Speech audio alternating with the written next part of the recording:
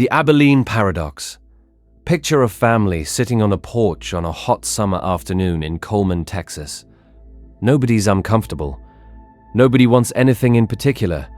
Then one person says, almost without thinking, maybe we should drive to Abilene for dinner. Abilene is an hour away. It's over 100 degrees outside. The food there isn't anything special. But nobody says that. One person says, sure, sounds good. Another nods along. And before long, the whole family is packed into a car without air conditioning, driving across the Texas heat to eat a meal that none of them actually wanted. When they get back, someone finally admits they didn't really want to go. And then everyone else admits the same thing. Not one person wanted to go to Abilene. Not a single one. They all went anyway. Management professor Jerry Harvey named this after it happened to his own family in 1974.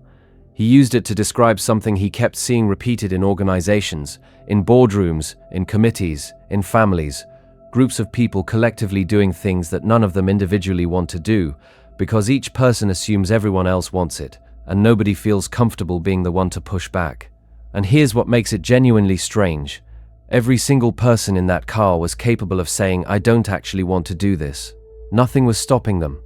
No law, no threat, no authority figure demanding compliance, just the quiet social pull of not wanting to be the person who disrupts the agreement that everyone else seems to have already reached. So they stay quiet, and the silence of everyone else confirms the assumption.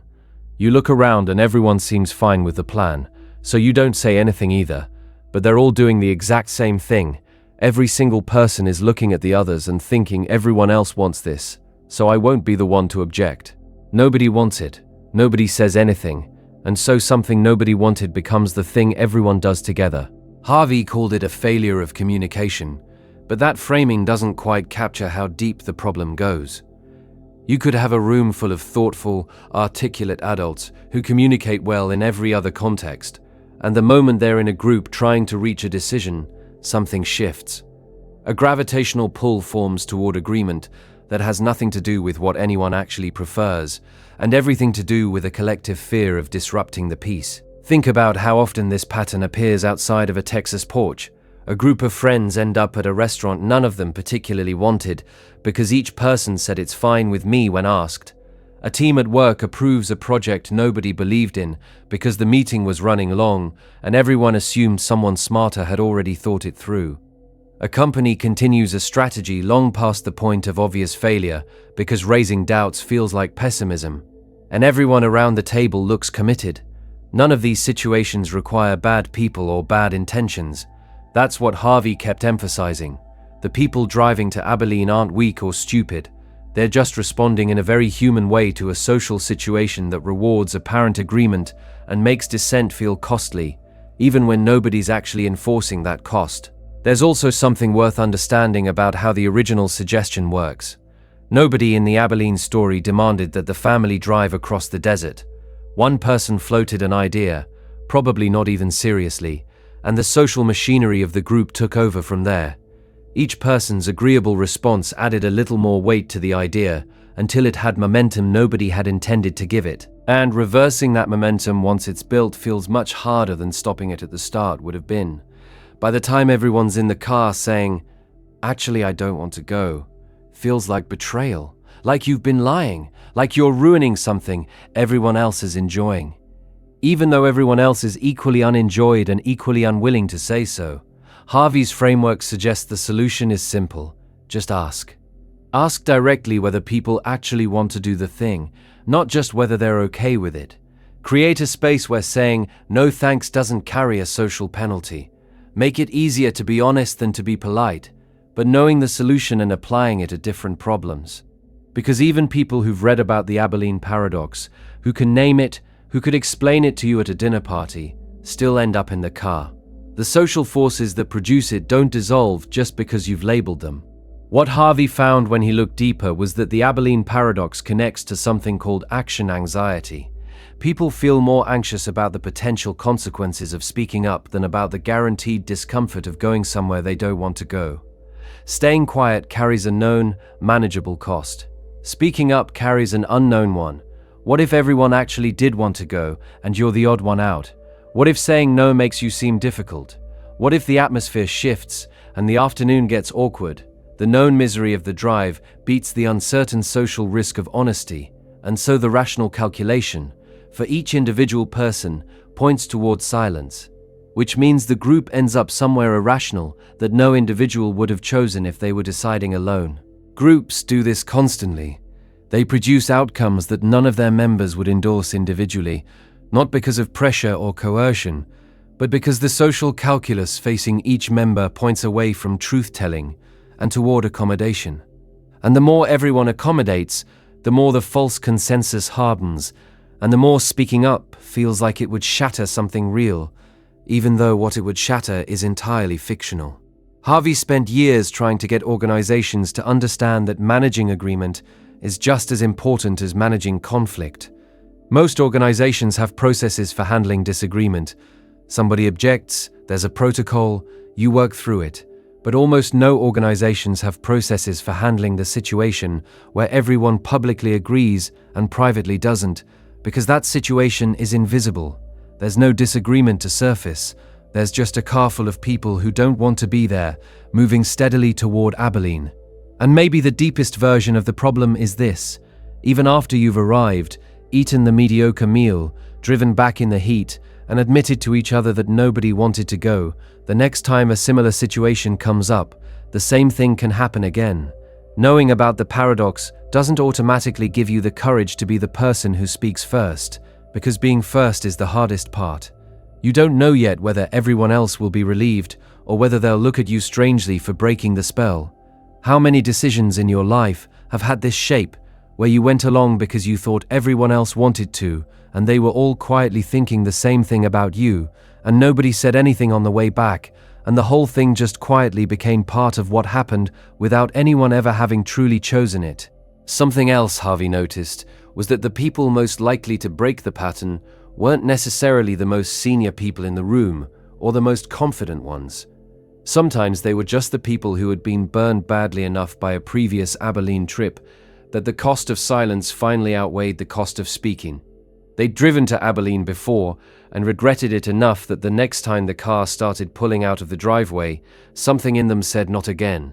Which means the cure, if there is one, might not be a technique at all. It might just be having enough bad trips to make honesty feel cheaper than politeness. And even then, even with all of that experience, the pull of the group is strong enough that plenty of people who've driven to Abilene a dozen times still find themselves nodding along when someone floats a plan they don't want. Because the pull isn't about logic. Knowing better and doing better are not the same muscle. Some researchers who followed Harvey noticed that groups avoiding the paradox usually had at least one person whose honesty didn't depend on how it was received. Not bravery exactly, just someone who had decided that saying what they actually thought was worth whatever reaction came after. Groups with even one person like that made better decisions, not because that person dominated, but because their honesty gave everyone else permiss. The Cobra Effect. Sometime during British colonial rule in India, the government in Delhi decided it had a cobra problem. Venomous snakes were showing up in the city more than anyone was comfortable with. People were getting bitten, and something had to be done. So the officials came up with what seemed like a perfectly sensible plan. Pay people for every dead cobra they brought in. Kill a cobra, collect a bounty. Simple, clean, and with obvious incentives working in the right direction. And for a while, it worked. People went out and hunted cobras. The numbers coming through the doors were impressive. Officials felt good about the program. The city seemed to be getting safer. Then someone noticed something odd. Entrepreneurial locals had figured out that breeding cobras was considerably easier than hunting them in the wild.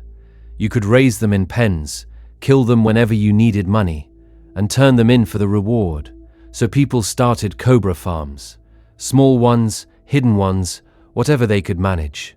And the cobra population in Delhi, rather than declining, started to climb. When the government discovered what was happening and cancelled the bounty program, the farmers faced a straightforward economic decision. Their cobras were now worthless. Keeping them cost money and space. So they released them.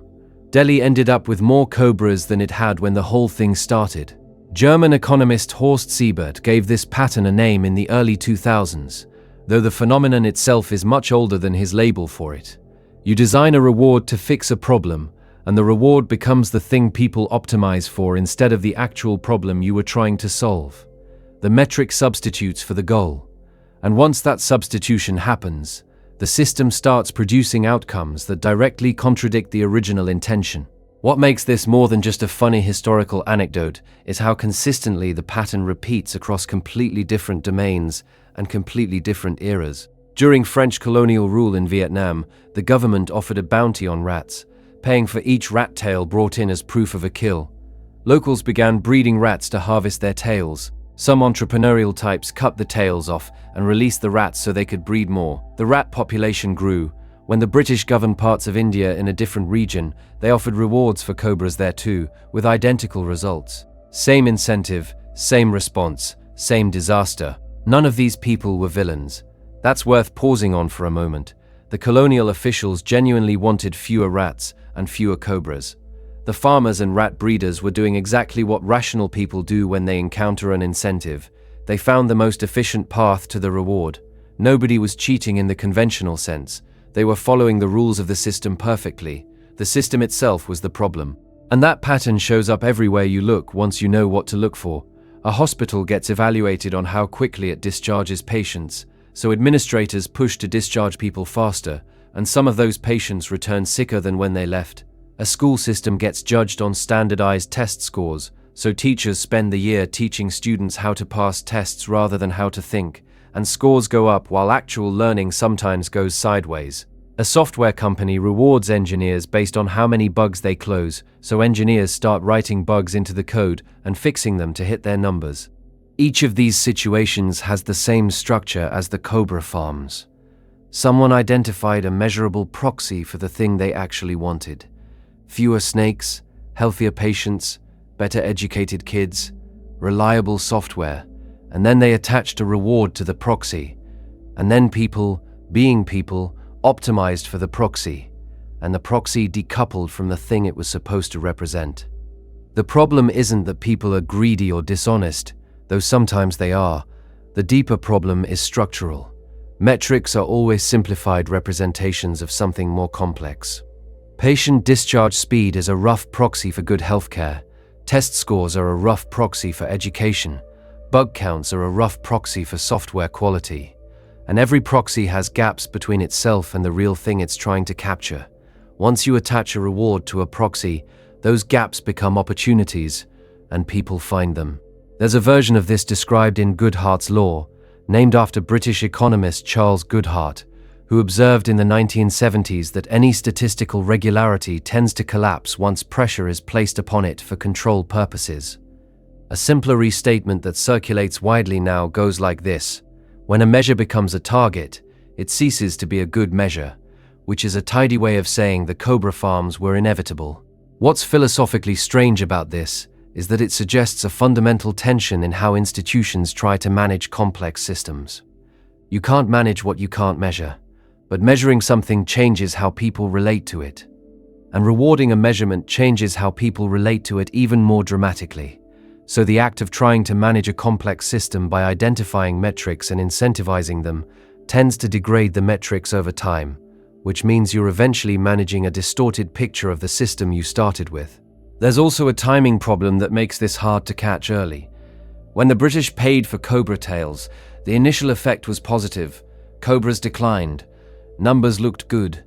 Nobody knew about the farms yet because they were small and new and hidden. The bad consequences of the incentive structure were delayed.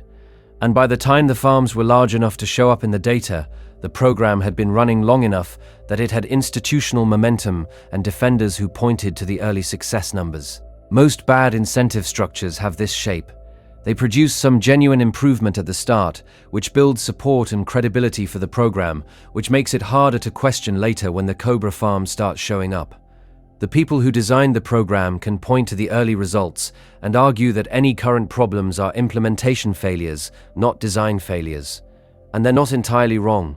The early results were real, but they were also temporary, and they were buying time for the perverse response to scale up. Campbell's law, articulated by sociologist Donald Campbell in 1979, makes a related and slightly darker observation. The more any quantitative social indicator is used for social decision-making, the more subject it will be to corruption pressures, and the more apt it will be to distort and corrupt the social processes it was intended to monitor, which is basically saying that the more important a metric becomes, the less trustworthy it becomes, because the importance itself creates pressure to manipulate it. So we're left with something uncomfortable. Measuring outcomes and rewarding desired behaviors seems like obviously good management. And in simple systems, with honest actors and well-designed metrics, it often works reasonably well. But in complex systems with adaptive actors and imperfect metrics, which describes most real-world situations, the Cobra Effect lurks somewhere in the design, waiting for someone to find the farm. And the people who find it aren't usually doing anything wrong. They're being rational. They're responding to the incentives in front of them. The gap between what the institution wants and what the institution is actually rewarding is the institution's problem, not theirs. What would it take to design an incentive that couldn't be gamed? And if you figured that out, how long before someone figured out how to game the new design? The paradox of skill. Imagine two chess players sitting across from each other. One of them is decent, plays on weekends, knows the standard openings, can spot a fork 2 moves out. The other is a grandmaster who has studied thousands of games, memorized opening theory 20 moves deep, and can calculate variations that the first player wouldn't even notice existed. Put them against each other, and the result is not really a contest. Skill decides it almost completely. The grandmaster wins nearly every time, and the margin isn't close. Now imagine a tournament of grandmasters. Every person at every board has studied the same openings. All of them have logged tens of thousands of hours. All of them can see deep into any position and calculate with a precision that would be incomprehensible to a casual player. At this level, sitting across from someone who is genuinely your equal in preparation and ability, what decides who walks away with the trophy? Luck. More than most of them would like to admit. Investor and writer Michael Mauboussin spent years thinking carefully about this, and the math behind it is cleaner than the conclusion feels. When everyone in a competition is operating at roughly the same level of skill, the differences in skill between them become too small to consistently determine outcomes. What's left after you subtract the skill gap is variance, a slightly unusual line that the opponent hadn't specifically prepared for, a calculation error made under time pressure on an otherwise brilliant day, a moment of fatigue in the 4th hour of a long game, circumstances that had nothing to do with how good either player actually was. Mauboussin called this the paradox of skill. As the average level in any competitive field rises, luck becomes more influential in determining who wins, not less. Not because luck increases in absolute terms, but because the skill differences that used to separate people have compressed towards zero. When everyone is excellent, excellence stops being the deciding factor. You see this clearly in professional investing. 50 years ago, there were meaningful information asymmetries in financial markets. Some investors had access to better research, faster data, smarter analysis. A genuinely skilled fund manager could exploit those gaps consistently and produce returns that beat the market over time. But as the average sophistication of market participants increased, as more quantitative tools became available to more people, as information spread faster, those gaps closed. Today, the average hedge fund manager is extraordinarily skilled by any historical standard, and the average hedge fund consistently underperforms a simple index fund over a long enough period, not because the managers got worse, because everyone around them got better at the same rate, and the edges disappeared as everyone acquired them. What's left when edges disappear is noise, and noise looks a lot like luck. Sports tells a version of the same story. As training science, nutrition research, biomechanical analysis, and coaching methodology have all improved dramatically over the past few decades, the physical gap between elite athletes has collapsed. Olympians who would have dominated their events a generation ago now finish in the middle of the field because everyone around them improved at roughly the same pace. At the margin, in a race decided by hundredths of a second between athletes who have all trained as close to optimally as human knowledge currently allows, a slight tailwind, a fraction of a second's difference in reaction time, the quality of sleep 3 nights before the event, starts to carry more weight than it should. Not because the athletes aren't skilled, because they're all so skilled that skill alone can't separate them anymore. And here's what makes this genuinely uncomfortable. rather than just interesting. None of this means you shouldn't try to get better. Skill still gets you to the table. You have to reach the level where you're competing with the best before luck becomes the dominant factor, and getting there requires real work and real ability. The paradox isn't that skill doesn't matter. It's that skill matters enormously up to a point, and then beyond that point, in the top tier of almost any field, something else starts deciding who wins on any given day, which means two things can be true at the same time. The person at the top of their field is probably genuinely excellent, and they might also be excellent and lucky, and there's often no reliable way to separate those two contributions from the outside. You see a fund manager who beat the market for 7 consecutive years, and you think, that's someone special, maybe. Or maybe that's what the distribution of luck looks like when you have thousands of fund managers all running slightly different strategies. Some of them were going to have 7 good years in a row purely by chance, and you'd be looking at that person and calling it genius. Nassim Taleb made a related observation about this. Imagine a cohort of 10,000 people, each flipping a coin once a day. After 10 days, you'd expect roughly 10 of them to have flipped heads every single time, completely by chance. Now imagine those 10 people writing books about their coin flipping philosophy, giving interviews about their process, being held up as examples of skill in the art of coin flipping. From the outside, looking only at their results, you'd have no way to know they were the lucky tale of a random distribution rather than genuine experts. That's not quite fair to every successful person in every field, because some domains have cleaner feedback loops than others. A surgeon who operates successfully 10,000 times has probably developed genuine skill that luck alone couldn't replicate. But in domains where outcomes are noisy, where many variables outside anyone's control influence results, where feedback is slow and ambiguous, the line between skilled and lucky is genuinely hard to draw. And this matters beyond just understanding who wins tournaments or which funds outperform. Most of us carry a model of the world where success tracks skill fairly closely, where people who end up at the top of their fields are largely there because they deserve to be. Not perfectly, not without exception, but roughly. The paradox of skill puts pressure on that model. If the highest achieving tier of almost any competitive field is partially sorted by luck, and if the luck involved is essentially random, then the distribution of outcomes at the top tells you less about the distribution of underlying ability than you might think. That's uncomfortable in a specific way, because we don't just use success as a measure of skill, we use it as a measure of worth. We use it to decide who gets resources and opportunities and respect, and if luck is doing more work at the top than we account for, then we're systematically misreading what the results mean. Consider what happens inside highly competitive organizations. A company promotes the people who performed best last year. Makes sense on the surface. But if performance at the top is partially random, you're sometimes promoting the people who got lucky last year, not necessarily the people who will perform best next year. And the promoted people will bring their coin-flipping philosophy with them and be asked to teach it to others. Their habits and decisions will be treated as wisdom rather than as one possible path through a noisy environment that happened to work out. This is sometimes called the halo effect. When someone succeeds, we attribute their subsequent opinions and behaviors with a credibility they may not have earned. The fund manager who had 7 good years gets asked about monetary policy, about geopolitics, about parenting. The winning coach gets book deals and speaking engagements about leadership. And there's no clean way from the outside to know how much of the original success was signal and how much was noise. None of this resolves neatly. You can't simply decide to account for luck and redistribute outcomes accordingly, because you can't measure the luck component directly.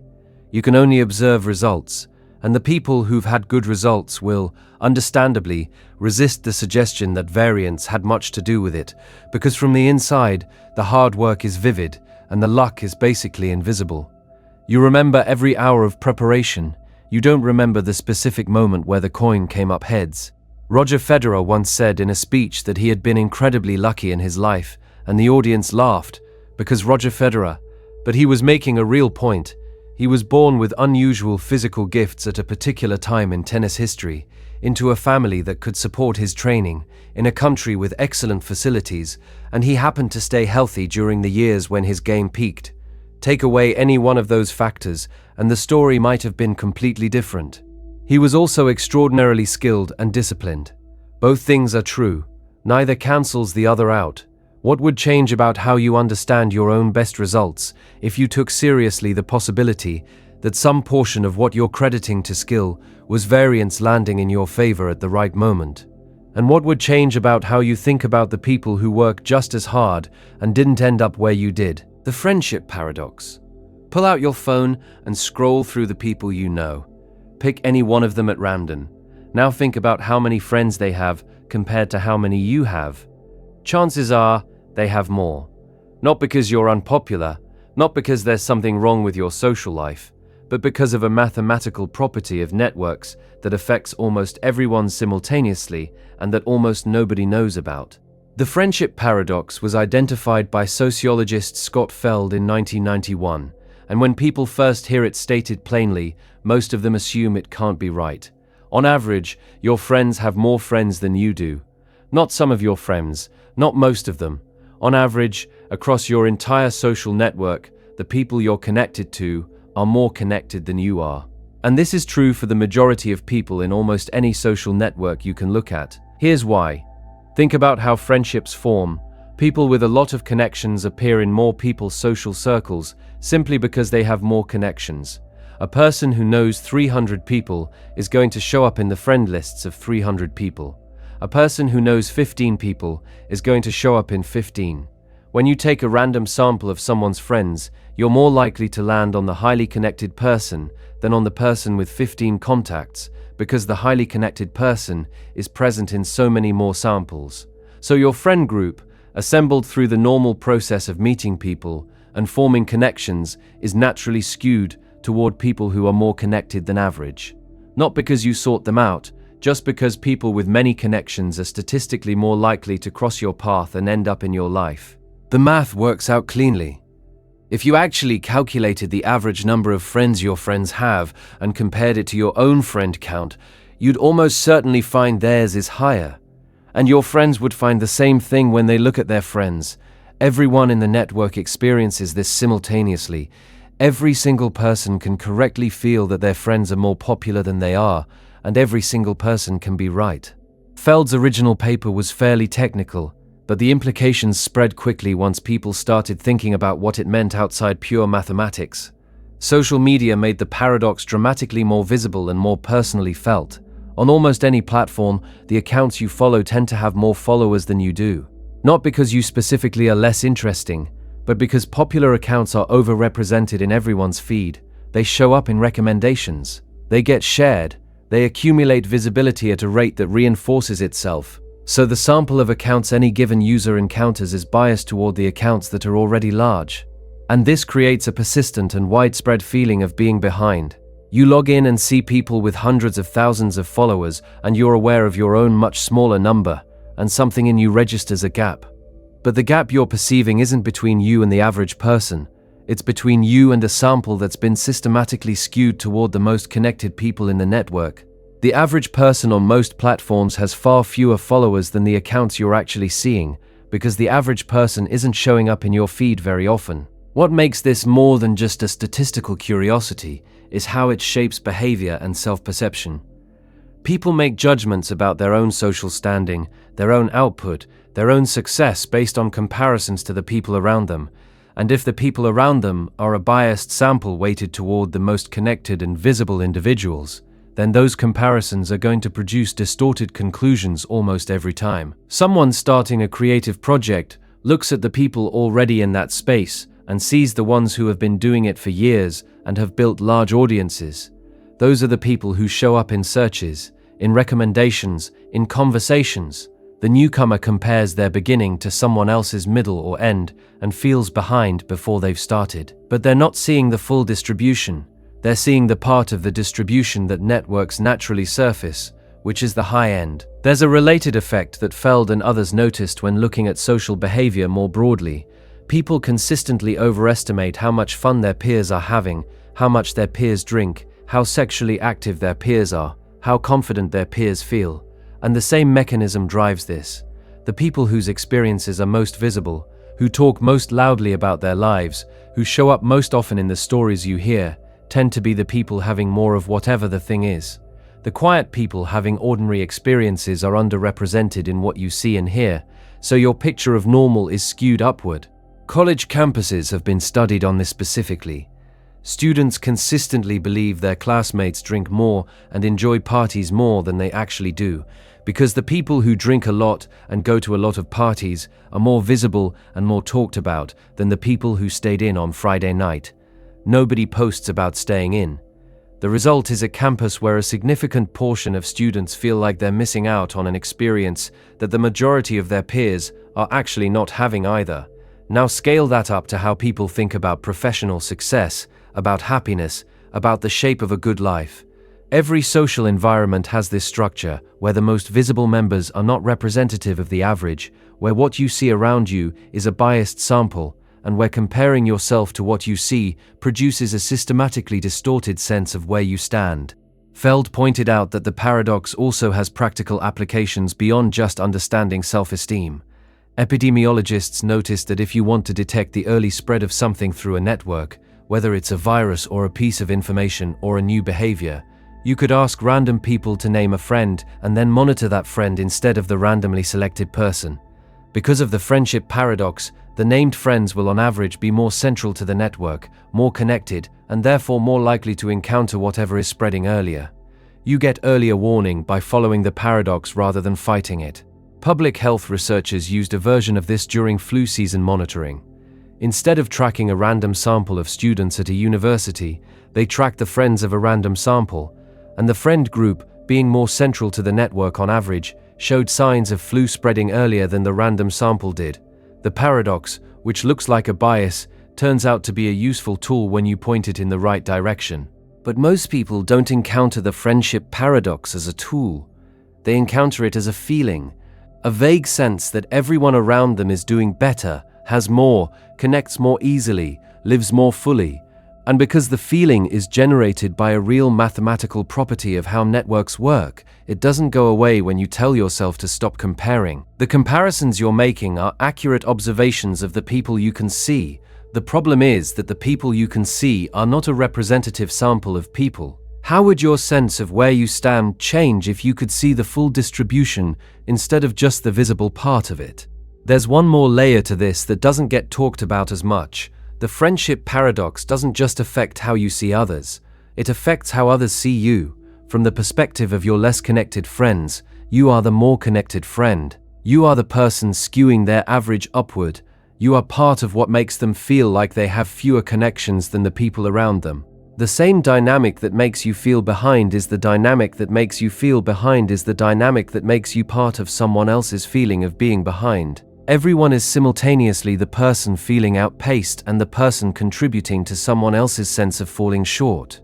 Which is a strange thing to sit with. The network produces this feeling universally, and everyone in it is both subject to it and helping to produce it for someone else, without any of them intending to and without any of them doing anything unusual. Just by existing in a connected world, you're part of a structure that systematically distorts everyone's perception of normal. And knowing this doesn't dissolve the feeling. Understanding why the sky looks the way it does doesn't make it look different. The paradox of hedonism. Ask most people what they want out of life, and happiness comes up pretty quickly. Not in a shallow way necessarily. People mean something real by it. They want to feel good, to enjoy their days, to end up looking back and feeling like the time was well spent. And the obvious response to wanting happiness is to go after it, to make it the goal. To organize your choices around getting more of it. But there's a strange thing that happens when you do that. The more directly you chase happiness, the harder it gets to actually find it. Not because happiness doesn't exist, or because you don't deserve it, but because of something in the structure of how human experience works that makes happiness one of those things that tends to arrive sideways, when you're not looking directly at it, and tends to disappear when you stare at it too hard. John Stuart Mill noticed this in his own life. He had been raised by his father to be a kind of intellectual machine, trained from early childhood in logic and philosophy and economics, groomed to be a rational thinker who could improve the world through clear analysis. And for a while he functioned that way. Then in his early 20s he had what he described as a mental crisis. He asked himself whether achieving all the goals he'd been working toward would actually make him happy. And the honest answer was no. He didn't think it would. The realization landed on him like a weight he couldn't put down. What he eventually figured out, and wrote about carefully, was that happiness can't be made into a direct target without something going wrong. The moment you ask yourself, "Am I happy yet?" you've stepped outside the experience and started evaluating it. And that evaluation is itself a kind of interference. You're no longer just living, you're monitoring whether you're living correctly, and the monitoring gets in the way. Philosopher John Stuart Mill put it plainly: happiness is not a thing you pursue, it's a thing that happens when you're pursuing something else. Some people call this the indirect nature of happiness, the idea that it arrives as a byproduct of engagement with things you genuinely care about, rather than as the result of a dedicated effort to feel good. Think about the times in your life when you felt most fully alive, most content, most like things were good. Chances are you weren't sitting there trying to feel that way. You were absorbed in something, a conversation that went somewhere unexpected, a project that was going well and pulling you forward, a moment with someone you love that you weren't planning or curating, it just happened. The happiness was there, but it came in through the back door while you were busy with something else. And contrast that with the times you've deliberately tried to manufacture a good feeling, planned the perfect evening that somehow felt flat, went on a vacation you'd been looking forward to and spent half of it aware that you should be enjoying yourself more than you were, tried to recreate a moment that had been beautiful the first time and found the recreation hollow. Deliberately pursuing the experience of joy tends to produce a kind of self-consciousness that crowds out the actual experience. There's a word for the state that seems most closely connected to genuine happiness, and it's flow. Psychologist Mihaly Csikszentmihalyi spent decades studying it. Flow is the state of complete absorption in a challenging activity, where you lose track of time and self-consciousness drops away and you're just in it. People report feeling most satisfied and most alive when they're in flow states. And flow, by definition, can't be forced. You don't decide to be in flow, you set up conditions where flow might happen and then stop thinking about whether it's happening. The moment you notice you're in flow, you've already started to leave it. So the paradox tightens. Happiness seems to require not thinking about happiness. The direct pursuit undermines the thing being pursued, and knowing this doesn't automatically help, because you can't simply decide to stop wanting to be happy, and you can't manufacture the genuine engagement with something outside yourself that seems to be the actual path to it. Trying to engage genuinely because you know it will make you happy is still a form of trying to make yourself happy, still the same category error dressed in different clothes. Some philosophers have taken this seriously enough to argue that happiness shouldn't be the goal of a life at all, not because happiness is bad, but because making it the goal is a reliable way to miss it. Aristotle wrote about eudaimonia, usually translated as happiness, but meaning something closer to flourishing or living well. For Aristotle, eudaimonia wasn't a feeling you had, it was a condition of a life. You couldn't evaluate it moment by moment any more than you could evaluate whether a painting was beautiful by staring at one brushstroke. You'd need to step back and look at the whole thing, and the whole thing could only be judged at the end. That framing has an uncomfortable implication. If happiness is something that can only be assessed in retrospect, over the full shape of a life, then optimizing moment to moment for feeling good is probably the wrong strategy. What matters might be something more like integrity, or meaning, or genuine connection, or the quality of attention you bring to what you do. And those things don't always feel good in the moment. Sometimes they feel hard. Sometimes they feel like obligation or effort or discomfort. And yet people who have them seem, looking back, to have been happy in a way that people who optimized for moment-to-moment pleasure often weren't. Viktor Frankl, who survived the Nazi concentration camps and went on to develop a whole school of psychology around meaning, made a version of this point. He'd observed directly that people who had a strong sense of meaning and purpose survived conditions of extreme suffering better than people who didn't. And he argued that happiness couldn't be pursued, it could only ensue. It had to come from somewhere, from something you cared about beyond yourself, and if you aimed at it directly, you'd miss it. None of which tells you what to do on a Tuesday afternoon when you're trying to figure out how to feel better. The paradox doesn't come with practical instructions. That's part of what makes it a paradox rather than just a piece of advice. Knowing that chasing happiness directly tends to backfire doesn't give you a reliable alternative path.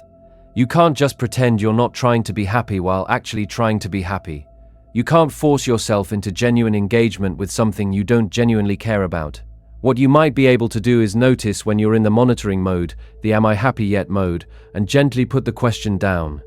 Not to trick yourself into happiness through the back door, but because the monitoring itself is usually the thing making the moment worse. Whether that works consistently, and for whom, and under what conditions, is something nobody has cleanly figured out. And maybe that uncertainty is part of it.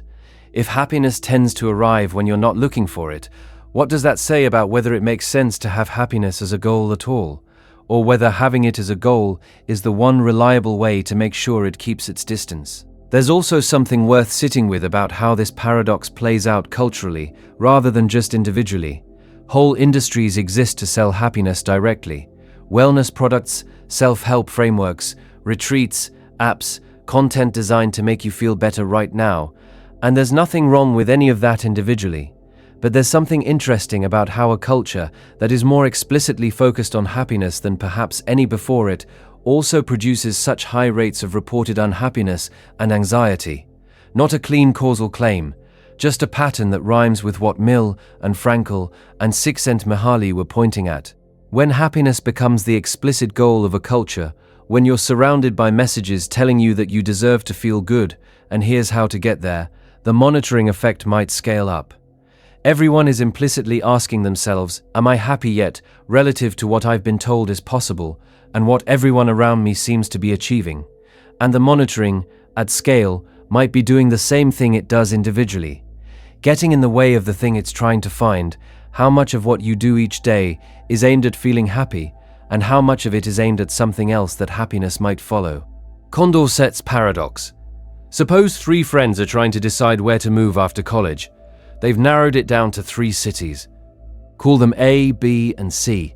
Each of them has thought about it carefully and has a clear personal ranking of which city they'd prefer. They figure they'll just vote and go with whatever the majority wants. Seems like the obvious way to settle it fairly. Friend 1 prefers city A over city B and city B over city C. That's a clean, logical preference. Friend 2 prefers city B over city C and city C over city A. Also perfectly rational. Friend 3 prefers city C over city A and city A over city B. Again, completely sensible from where they're standing. Now they vote. A versus B, friend 1 picks A, friend 3 picks A, friend 2 picks B. City A wins 2-1. Fine. Now B versus C, friend 1 picks B, friend 2 picks B, friend 3 picks C. City B wins 2-1. So far this all seems to be working. A beats B, B beats C, which means A should beat C when they compare those two, and they can just move to city A. Except when they vote on A versus C, friend 2 picks C, friend 3 picks C, and friend 1 picks A. City C wins 2-1. City C beats city A, but city A beats city B, and city B beats city C, which means the group prefers A over B, B over C, and C over A, all at the same time, all by majority vote, all with perfectly rational individual preferences driving the result. There's no winner. The preferences form a loop. No matter which city they choose, a majority of them would have preferred one of the others. The democratic process, applied correctly to rational individual preferences, produced a collective preference that is irrational in a very specific and inescapable way. Marquis de Condorcet worked this out in 1785, and it has been causing trouble for voting theory ever since. He was trying to design better systems for collective decision-making during a period when people were genuinely excited about the idea that rational individuals, pooling their preferences through democratic processes, would naturally arrive at rational collective outcomes. Condorcet's own math showed that this was not guaranteed. Rational individuals can produce irrational groups, not because anyone made a mistake, but because of the structure of how individual preferences combine. What makes this more than just an abstract puzzle is that real elections and real committees and real decisions face versions of this problem constantly, usually without anyone realizing it. When there are more than 2 options on the table, and people have different orderings of those options, the result you get can depend not on what people actually want, but on what gets compared to what, and in what order. Take a committee choosing between 3 candidates for a job. Run the vote as a single ballot, and candidate A wins. Run it as a series of head-to-head comparisons, and candidate B might win. Use a ranked choice system, and candidate C might come out on top. Same people, same preferences, different procedures, different winners. The procedure isn't neutral, and whichever procedure the committee uses, they'll probably assume it's the natural fair one because that's the one they thought of first, or the one they're used to. This is what makes agenda setting so powerful in deliberative bodies. Whoever decides what gets compared to what, and in what order, has enormous influence over the outcome, even in a room full of people voting their honest preferences. Parliamentary procedure is partly a set of rules for managing this problem, for ensuring that the comparison order gets determined in a principled way, rather than being manipulated by whoever controls the agenda. But the problem never fully disappears. It just gets managed. Kenneth Arrow formalized this in 1951 in what became known as Arrow's impossibility theorem, one of the most unsettling results in social choice theory. Arrow proved that no voting system can simultaneously satisfy a short list of apparently reasonable fairness conditions when there are 3 or more options. Not some voting systems. No voting system. Pick any fair-sounding set of criteria for what a good collective decision-making process should look like, and Arrow showed that you can't have all of them at once. Something always has to give. The conditions Arrow identified were things like, if everyone prefers option A to option B, the group should prefer A to B. The ranking of A versus B shouldn't depend on how anyone feels about option C, and there shouldn't be a single person whose preference automatically determines the group's preference, which is just saying no dictators. All of these sound completely reasonable, and you can't have all of them. At least one has to be violated by any actual voting system you design. Most people have never heard of this result, but they've felt it. They've been in meetings where the outcomes seem to depend on what got put to a vote and when. They've watched political processes where splitting a vote between 2 similar candidates handed victory to a third. They've seen polling that showed one thing while the actual election showed another, sometimes because the framing of the question, which comparisons were being made, changed what people said they wanted. There's something philosophically uncomfortable in here that goes beyond voting. We tend to assume that if a group of rational people want something collectively, there's a fact of the matter about what they want, that preferences aggregate cleanly, that democracy, properly run, reveals the will of the people. Condorcet's paradox suggests that the will of the people is sometimes not a coherent object, not because people are irrational or confused, but because the way individual preferences combine into a group can produce something that doesn't have the properties we'd expect a genuine collective preference to have. A group can prefer A to B, prefer B to C, and prefer C to A, all at once, with no one being irrational and no procedure being flawed. The loop just appears as a structural property of how certain combinations of preferences fit together. And once you've seen this, certain things about political life start looking different. The endless cycling of political coalitions, where what seems like a stable majority dissolves and reforms around something else. The way different electoral systems in different countries produce dramatically different political landscapes from populations that might not differ that much in their underlying preferences. The way a third candidate entering a race changes the outcome between the original 2, not because anyone's preferences changed, but because the comparison structure shifted. Condorcet spent years trying to find a voting system that would solve the problem he'd identified. He never found one. Arrow proved decades later that he couldn't have. If there's no procedure that can reliably extract a coherent collective preference from a group of rational individuals with differing views, what exactly is a democratic majority expressing when it speaks? There's one more thing worth sitting with here. Condorcet's paradox doesn't just apply to formal elections, it applies to any situation where a group is trying to make a collective choice from multiple options, which is most of the interesting decisions groups ever face. A family deciding where to go on holiday, a startup choosing between 3 product directions, a city planning commission ranking development proposals. All of these can produce the same structural problem where the group's collective preference forms a loop, and whatever gets chosen leaves a majority that would have preferred something else. Most of the time nobody notices, because the decision gets made by whatever process is in place, and everyone moves on. But the dissatisfaction that lingers after many group decisions, the sense that somehow the wrong thing got chosen even though everyone voted fairly, sometimes has this as its source. Not bad faith, not a flawed process, just the paradox running quietly underneath. And the uncomfortable part is that there's no clean fix. You can improve procedures, you can use more sophisticated voting methods, you can be more transparent about how comparisons are structured, but the underlying mathematical reality that Condorcet found doesn't change. Some combinations of preferences just don't aggregate into a coherent group preference, no matter how carefully you run the vote. What does it mean for a group to want something if the group's want can depend entirely on how the question is asked? Sometimes the loop is just there. Gabriel's horn. Take a curve. Nothing complicated about it. Just the simple curve described by the equation y equals 1 divided by x, starting at the point where x equals 1 and stretching out infinitely to the right.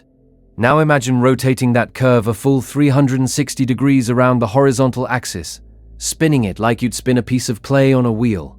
What you get is a shape that looks like a horn or a trumpet, wide and open at the left end, narrowing continuously as it extends to the right, getting thinner and thinner forever, but never quite closing off to a point. Now ask two questions about this object. How much space is inside it? And how much surface area does the outside have? The answer to the first question is pi. Exactly pi, a finite number. You could fill Gabriel's horn with pi cubic units of liquid, and it would be perfectly full. Not approximately pi, not roughly pi. Exactly that number, no more. The answer to the second question is infinity. No finite amount of paint could ever coat the outside of the horn. No matter how much surface you covered, there would always be more. The outer surface stretches on without bound, so you have a shape that you can fill with a finite amount of liquid, but whose outside you could never paint. Pour paint in through the wide end, and the inside gets coated completely with a finite volume. But take that same paint and try to apply it to the exterior, and you'd run out before you finished. You'd always run out. Evangelista Torricelli discovered this in 1641 and called it Torricelli's trumpet. The name Gabriel's horn came later, referencing the archangel whose horn was said to reach from earth to heaven, an object both finite and infinite at once. When Torricelli published his findings, some of his contemporaries refused to accept the result, not because they found an error in the mathematics, because the conclusion felt impossible.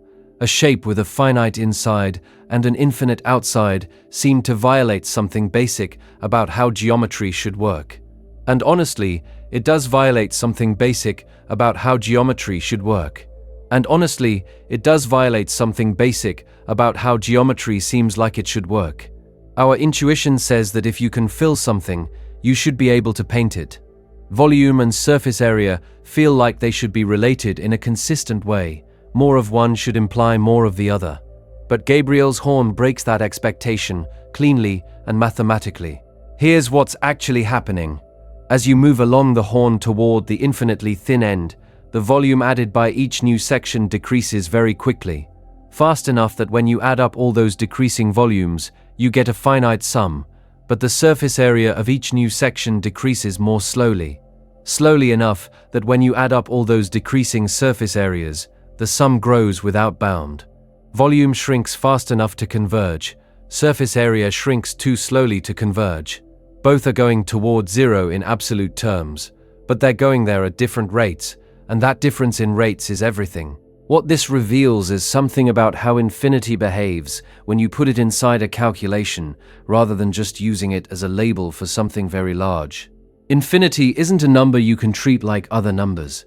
When you have an infinite sum, whether it converges to something finite or diverges to infinity, depends entirely on how fast the terms are shrinking. Change the rate slightly and you change the outcome completely. Gabriel's horn sits right at the boundary where volume converges and surface area doesn't, and that boundary produces something that seems physically impossible but is mathematically exact. Painters and philosophers have argued about what this actually means. One interpretation says the paradox is merely mathematical, that Gabriel's horn is an abstract object with no physical counterpart, and asking whether you could really paint it is a category error, like asking what color the number 7 is. On this view, the mathematics is describing something that doesn't exist in physical space, and the apparent paradox dissolves when you stop trying to visualize it as a real object. Another interpretation finds that unsatisfying, Because the mathematics isn't doing anything exotic or suspicious, every step follows from standard calculus that physicists and engineers use routinely. If the math is legitimate, and it is, then Gabriel's horn is a legitimate mathematical object. And what it's telling us is that our intuitions about the relationship between volume and surface area are wrong in a very specific way. We learn from everyday experience that containers have a certain relationship between inside and outside. A bigger bucket has more volume and more surface area. A smaller one has less of both. Our sense of how these quantities relate was built from objects at human scales, where everything behaves the way we'd expect. Gabriel's horn operates at infinite scales, and at infinite scales, the rules we learn from everyday experience stop applying. That's not a new story in mathematics. Infinity has been producing counterintuitive results for as long as mathematicians have been working with it carefully. Hilbert's Hotel, which can accommodate infinitely many new guests despite being completely full. Cantor's discovery that some infinities are strictly larger than others. Zeno's paradoxes, where infinite steps somehow add up to a finite journey. Gabriel's horn belongs to the same family of results. Not tricks or errors, but genuine properties of how infinite quantities behave that simply don't match what we expect from experience with finite ones. What makes Gabriel's horn slightly different from those examples is how physically immediate it feels. You can picture it, a horn shape. You can imagine pouring liquid into it and watching it fill. You can imagine trying to paint the outside. The scenario is tangible in a way that sets full of infinite numbers aren't. And then the conclusion hits you. The thing you can fill, you cannot paint. And the mathematics behind that conclusion is completely sound. Torricelli himself wasn't entirely sure what to make of it. He'd found the result, proved it, and still wasn't certain whether it meant something deep about the nature of space and infinity, or whether it was a quirk of the mathematical tools he was using. That uncertainty has never fully resolved. Mathematicians accept the result as valid. Physicists note that real physical space probably isn't infinitely divisible at small scales, so a physical version of the horn would have a finite surface area after all. But the mathematical object, the one Torricelli found and that calculus describes cleanly, still has an infinite outside and a finite inside, and it still sits there quietly demonstrating that volume and surface area are more independent of each other than anyone would guess from everyday life. If you could fill something but never paint it, what would that say about the relationship between what's inside a thing and what's on its surface? And how many other relationships that feel necessary turn out to be coincidences of the scale we happen to live at. There's a version of this that shows up in fractal geometry too, which is worth mentioning because it makes the same point from a different direction. A fractal coastline, as the measurement scale shrinks towards zero, has a perimeter that grows without bound even though the land it encloses has a perfectly finite area. Same structure as Gabriel's horn. Finite inside, infinite boundary. And coastlines are real physical objects, not abstractions.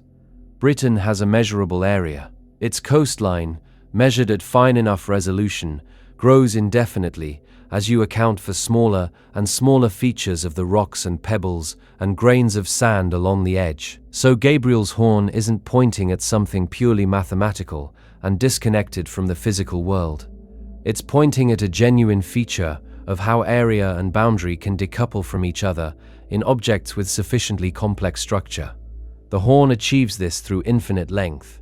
Fractals achieve it through infinite detail at small scales. Both arrive at the same strange place where the inside is bounded and the outside isn't. Most of the objects we interact with are neither infinitely long nor infinitely detailed at small scales, so we never encounter this decoupling directly. But it's there in the mathematics, waiting at the edges of what our tools can describe. And occasionally, an object like Gabriel's horn makes it visible in a form simple enough to hold in your head. Whether that's a feature of mathematics pointing at something real about space, or just a feature of the tools we've built to describe space, is a question that hasn't been settled. The Coastline Paradox. How long is the coastline of Britain? Seems like a question with a definite answer. Pull out a map, trace the edge of the island, measure what you've traced. Done. But the answer you get depends entirely on the length of the ruler you use, and as your ruler gets shorter, the measured coastline gets longer. Keep shrinking the ruler and the coastline keeps growing. At a fine enough scale, the coastline of Britain approaches infinite length. Lewis Fry Richardson noticed this in the 1950s while doing something that sounds completely unrelated. He was studying the relationship between the length of shared borders between countries and the likelihood of war between them. To do this, he needed accurate border measurements, and when he started comparing different sources, he found something strange. Portugal and Spain share a border. Portugal reported one length for it. Spain reported a significantly different length. Neither country was wrong. They had simply measured at different scales. Richardson realized there was no single correct answer. The length of a border or a coastline isn't just a fact about the geography. It's a fact about the geography and the measurement tool together. Change the tool and you change the answer. Here's why. Coastlines aren't smooth. Look at any section of coast on a large map, and it appears relatively simple. A curve here, a bay there. But zoom in and each apparently smooth section reveals smaller bays and headlands. Zoom in further, and those reveal even smaller features. Rocky outcroppings become visible. Then individual rocks, then the edges of pebbles. Every scale of observation reveals more detail than the scale above it showed, and more detail means more length. A ruler that's 1 kilometer long skips over everything smaller than 1 kilometer. A ruler that's 1 meter long catches all the detail the kilometer ruler missed and adds it to the total. A ruler the width of a grain of sand would catch detail the meter ruler missed. As the measurement unit shrinks, the measured length grows, and there's no natural stopping point where the coast becomes simple enough that making the ruler smaller stops mattering. Benoit Mandelbrot picked up Richardson's observation in the 1960s and connected it to his developing ideas about fractal geometry. Coastlines, he argued, aren't just irregular, they're fractal-like, meaning they have a similar kind of complexity at every scale you look at them. Zoom in on a coastline and you don't eventually reach a level where it becomes smooth. The jaggedness persists, new detail keeps appearing, and objects with this property resist being assigned a definite length using standard measurement. Mandelbrot introduced the concept of fractal dimension to describe this. Ordinary smooth curves have a dimension of 1. Surfaces have a dimension of 2, but a fractal curve can have a fractional dimension somewhere between 1 and 2, depending on how its complexity scales as you zoom in. The coastline of Britain has a fractal dimension of roughly 1.25. Norway's coastline, famously jagged with its fjords, has a fractal dimension closer to 1.52. A perfectly smooth circle has a fractal dimension of exactly 1. The higher the fractal dimension, the more the coastline fills the space around it, and the more dramatically its measured length changes as you change the measurement scale. What's philosophically interesting about this is what it says about measurement as a concept.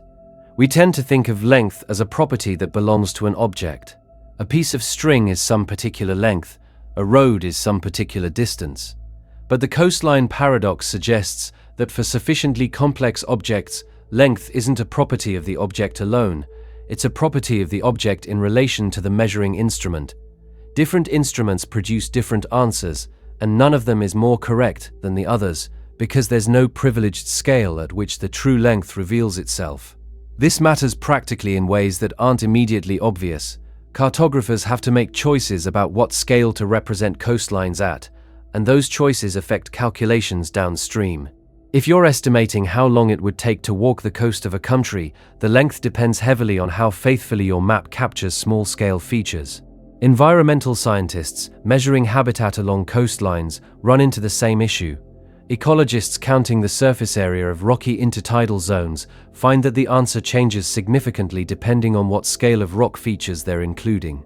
Navigation historically dealt with this by standardizing on particular chart scales for particular purposes. Offshore navigation uses large-scale charts that smooth over small coastal features. Coastal navigation uses more detailed charts. Harbor piloting uses the most detailed charts of all.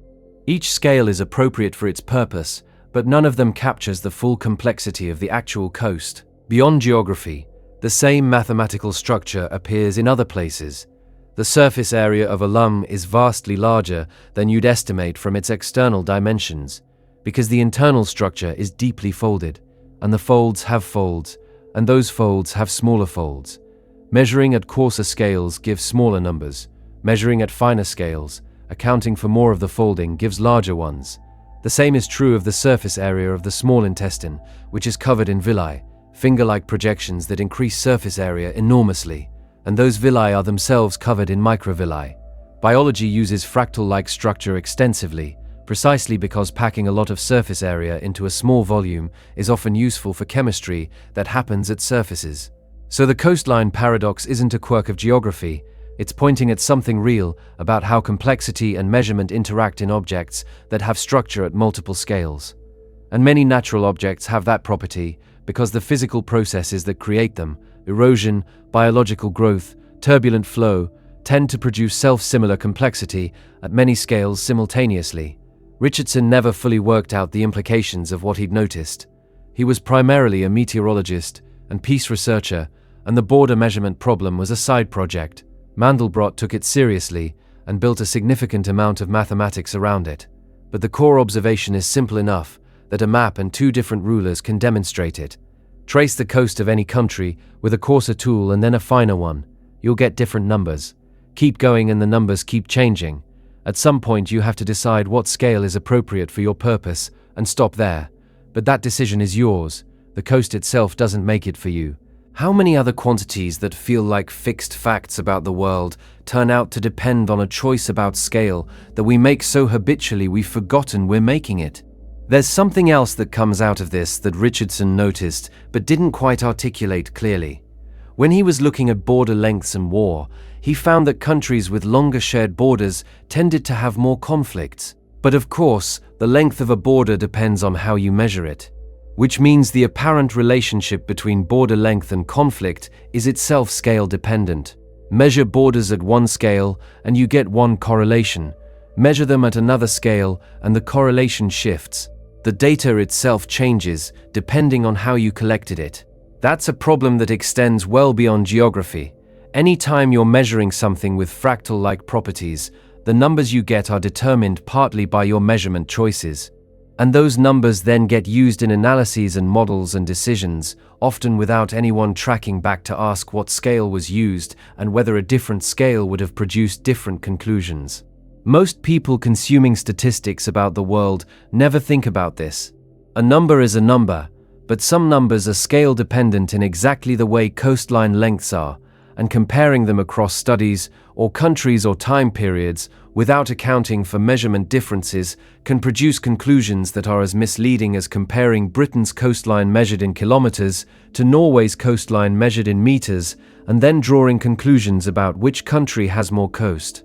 Knowing about the coastline paradox doesn't fix this problem, but it does make you a little more careful about what you think a measurement is actually capturing, and a little more curious about what gets left out at the scale someone chose to measure at. The Mpemba Effect.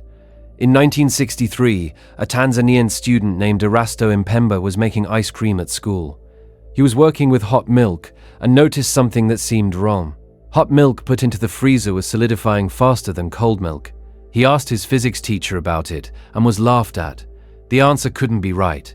Everyone knew hot things take longer to cool than cold things. That's just how thermodynamics works. Heat flows from hot to cold, not the other way around, and a hotter object has further to travel before it reaches freezing. Mpemba kept asking. Eventually, a physicist named Dennis Osborne visited the school, heard the question, and instead of dismissing it, ran the experiment. And Mpemba was right. Under certain conditions, hot water freezes faster than cold water. This became known as the Mpemba Effect, and it has been frustrating scientists ever since, because nobody fully agrees on why it happens or even whether it reliably happens at all. Several explanations have been proposed over the decades. One is evaporation. Hot water loses some of its mass to the air as it cools because water evaporates from the surface more readily at higher temperatures. Less water means less material to freeze, which could mean faster freezing. Another explanation involves dissolved gases. Hot water has fewer dissolved gases than cold water does, because heating drives gases out of solution, and those dissolved gases might slow the freezing process in ways that aren't fully understood. A third explanation involves convection currents that form inside hot water as it cools, creating temperature gradients that could affect how heat leaves the container.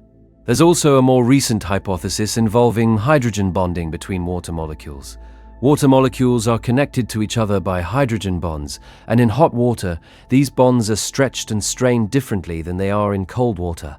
Some researchers have suggested that this altered bonding structure allows hot water to release energy more efficiently as it cools, potentially enabling it to reach freezing temperature faster, despite starting further away. None of these explanations has been universally accepted. Some experiments confirm the effect consistently. Others fail to reproduce it at all. Some researchers argue the effect is real but extremely sensitive to experimental conditions, appearing only when specific factors align in specific ways. Others think the results that appear to confirm it are artifacts of poorly controlled experiments, where the containers, the water composition, or the freezer conditions weren't properly matched between the hot and cold samples. What makes this philosophically interesting isn't just the effect itself. It's the fact that water, the most common liquid on Earth, the substance that makes up most of your body, a molecule that humans have been studying for centuries, is still producing genuine scientific controversy. We tend to imagine that the physics of everyday substances is basically figured out. Water boils at 100 degrees. Water freezes at 0. Water behaves in ways we can describe precisely with well-tested equations. And then something like the Mpemba Effect appears and suggests that the full picture is more complicated than the textbooks imply. Part of what makes it hard to study is how many variables are involved. The shape and material of the container affects how quickly heat transfers to the surroundings. Whether the containers have lids affects evaporation rates. The mineral content of the water affects its freezing behavior. The temperature and airflow inside the freezer matter. Whether the water was previously boiled matters. Even small differences in how experiments are set up can push the results in different directions, which is why different labs get different answers and why the debate has persisted for 60 years without resolution.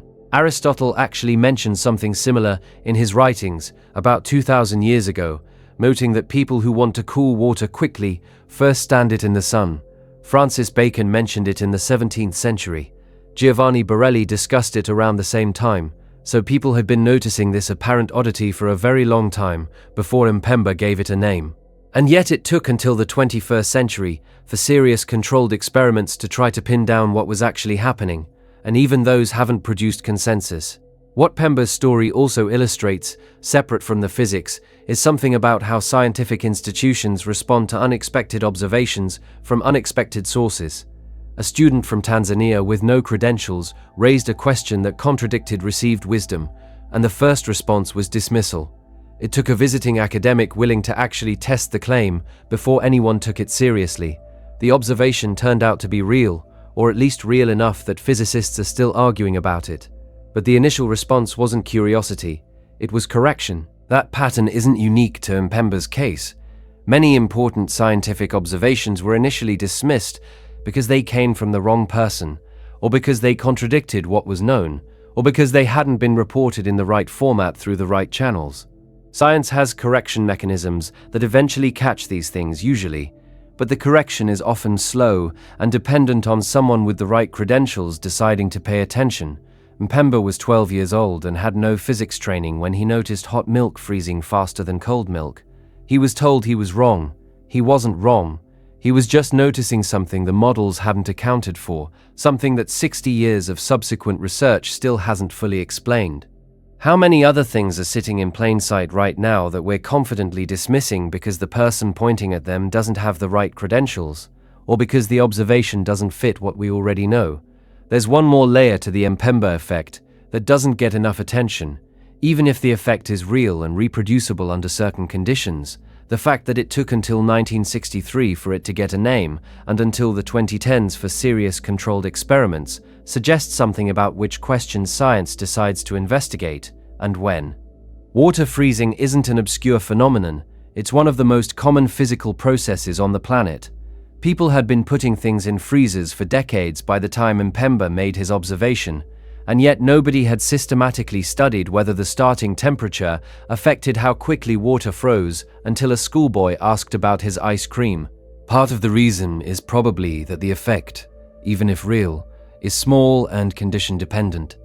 It doesn't affect engineering or medicine or any obvious practical application in a way that would motivate funding or research time. Part of it might be that it seems too simple to be interesting. Water is well understood. Of course, there's nothing surprising left about water, except apparently there is. The Mpemba Effect sits in a category of phenomena that are easy to observe in everyday life, hard to study rigorously, and contested enough that you can find serious scientists on both sides of the question. That category is larger than most people realize. Not everything that hasn't been resolved is subtle or exotic. Some of it is just ice cream. And Mpemba, for his part, went on to work as a wildlife officer in Tanzania. He never became a physicist. His name is attached to a phenomenon that scientists are still arguing about, discovered when he was 12, while making ice cream for a school project.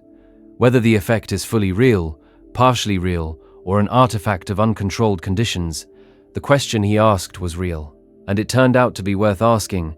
One thing that keeps the debate alive is that different research groups keep finding the effect under different conditions and failing to find it under others, which suggests the effect is real, but highly sensitive to factors that aren't being controlled consistently across experiments. A 2016 paper claimed to reproduce it reliably using carefully controlled conditions.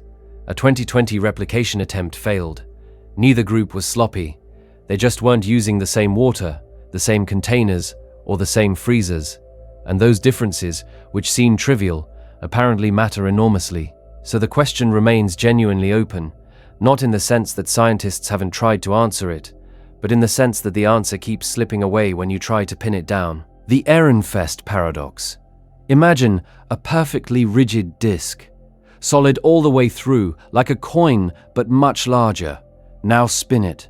Not at the speed of a fan or a wheel, but at a significant fraction of the speed of light. Fast enough that the outer edge of the disk is moving at relativistic speeds. At this point, according to Einstein's theory of special relativity, something strange has to happen. And the strange thing it produces is a contradiction that physicists spent decades trying to understand. Special relativity tells us that objects moving at high speeds experience length contraction, not an illusion, not a measurement artifact, but an actual physical shortening in the direction of motion. So the outer rim of the spinning disk, which is moving very fast, should be length contracted. The circumference should get shorter, but the radius of the disk points outward, perpendicular to the direction of rotation. Radii aren't moving in the direction of motion, so they don't get length contracted. The radius stays the same. Now you have a disk where the circumference has shrunk, but the radius hasn't changed, which means the ratio of circumference to diameter is no longer pi. The geometry of the disk, according to relativity, is non-Euclidean. A flat, rigid object spinning fast enough apparently stops obeying the flat space geometry you learned in school. Paul Ehrenfest pointed this out in 1909, and it immediately caused problems because it seemed to reveal a contradiction at the heart of special relativity. A rigid body rotating at relativistic speeds leads to a geometric impossibility. The resolution, when it came, was uncomfortable in its own way. Special relativity doesn't actually allow perfectly rigid bodies. Rigidity, in the strict physical sense, requires that when you push one end of an object, the other end responds instantly. But instant transmission of any signal across a distance would violate the speed of light limit. So true rigidity is forbidden by relativity. Any real physical object, when you try to spin it up to relativistic speeds, will deform. The material will stretch and compress and respond to the stresses of rotation in complex ways. A truly rigid disk that maintains its shape at any speed is an object that cannot exist. So the paradox doesn't reveal a flaw in relativity, it reveals a flaw in the premise. We assumed the disk was rigid, and relativity says that assumption is impossible. Once you drop the rigidity assumption, the contradiction dissolves, though what replaces it is considerably more complicated to work out mathematically. But Ehrenfest was pointing at something real and important, even if the specific paradox resolves in this way. Einstein himself found the problem deeply interesting, and it became one of the key thought experiments that pushed him toward general relativity. The insight was that an observer riding on the rim of the spinning disk would measure a non-Euclidean geometry. From their perspective, space itself would appear curved, and that appearance of curved geometry, from the perspective of an accelerating observer, is closely connected to the appearance of curved geometry in a gravitational field. General relativity treats gravity not as a force but as a curvature of space-time. Massive objects curve the space-time around them, and other objects follow the curves. The equivalence principle, which is one of the foundations of general relativity, says that the experience of acceleration and the experience of gravity are locally indistinguishable. What the Ehrenfest paradox helped illustrate is that acceleration, including the rotational acceleration of the disk's rim, produces effects that look like curved geometry, which is exactly what gravity does. So a thought experiment about a spinning disk, which seems like it should be a simple problem in mechanics, ends up being one of the conceptual stepping stones toward a theory that describes the structure of the entire universe. That's worth sitting with. A contradiction that appears when you try to apply special relativity to a rotating rigid body turned out to be pointing at the fact that special relativity wasn't the final word, that the geometry of space isn't fixed, that what looks like flat Euclidean space to one observer can look curved to another, and that difference in appearance corresponds to something physically real about gravity and acceleration. Most of the time when a theory produces a contradiction or an anomaly, the first response is to look for an error in how the theory was applied. Ehrenfest applied special relativity correctly. The contradiction he found was a real signal that the theory was incomplete, that something more was needed. Einstein found that something more was needed. Physics has a history of productive contradictions like this. Anomalies that initially look like embarrassments for a theory turn out to be pointing at deeper structure that the theory hadn't captured yet. The ultraviolet catastrophe, which classical physics couldn't explain, pointed toward quantum mechanics. The precession of Mercury's orbit, which Newtonian gravity couldn't quite account for, was one of the early confirmations of general relativity. Ehrenfest's paradox pointed toward the connection between acceleration and geometry that lies at the heart of how Einstein eventually described gravity. You might wonder whether the disk geometry question has any practical relevance. Spinning objects at relativistic speeds isn't something engineers deal with day to day, but the underlying physics, the connection between rotation, acceleration, and spacetime curvature, shows up in real measurements. The GPS satellite network has to account for both special and general relativistic effects to maintain accuracy.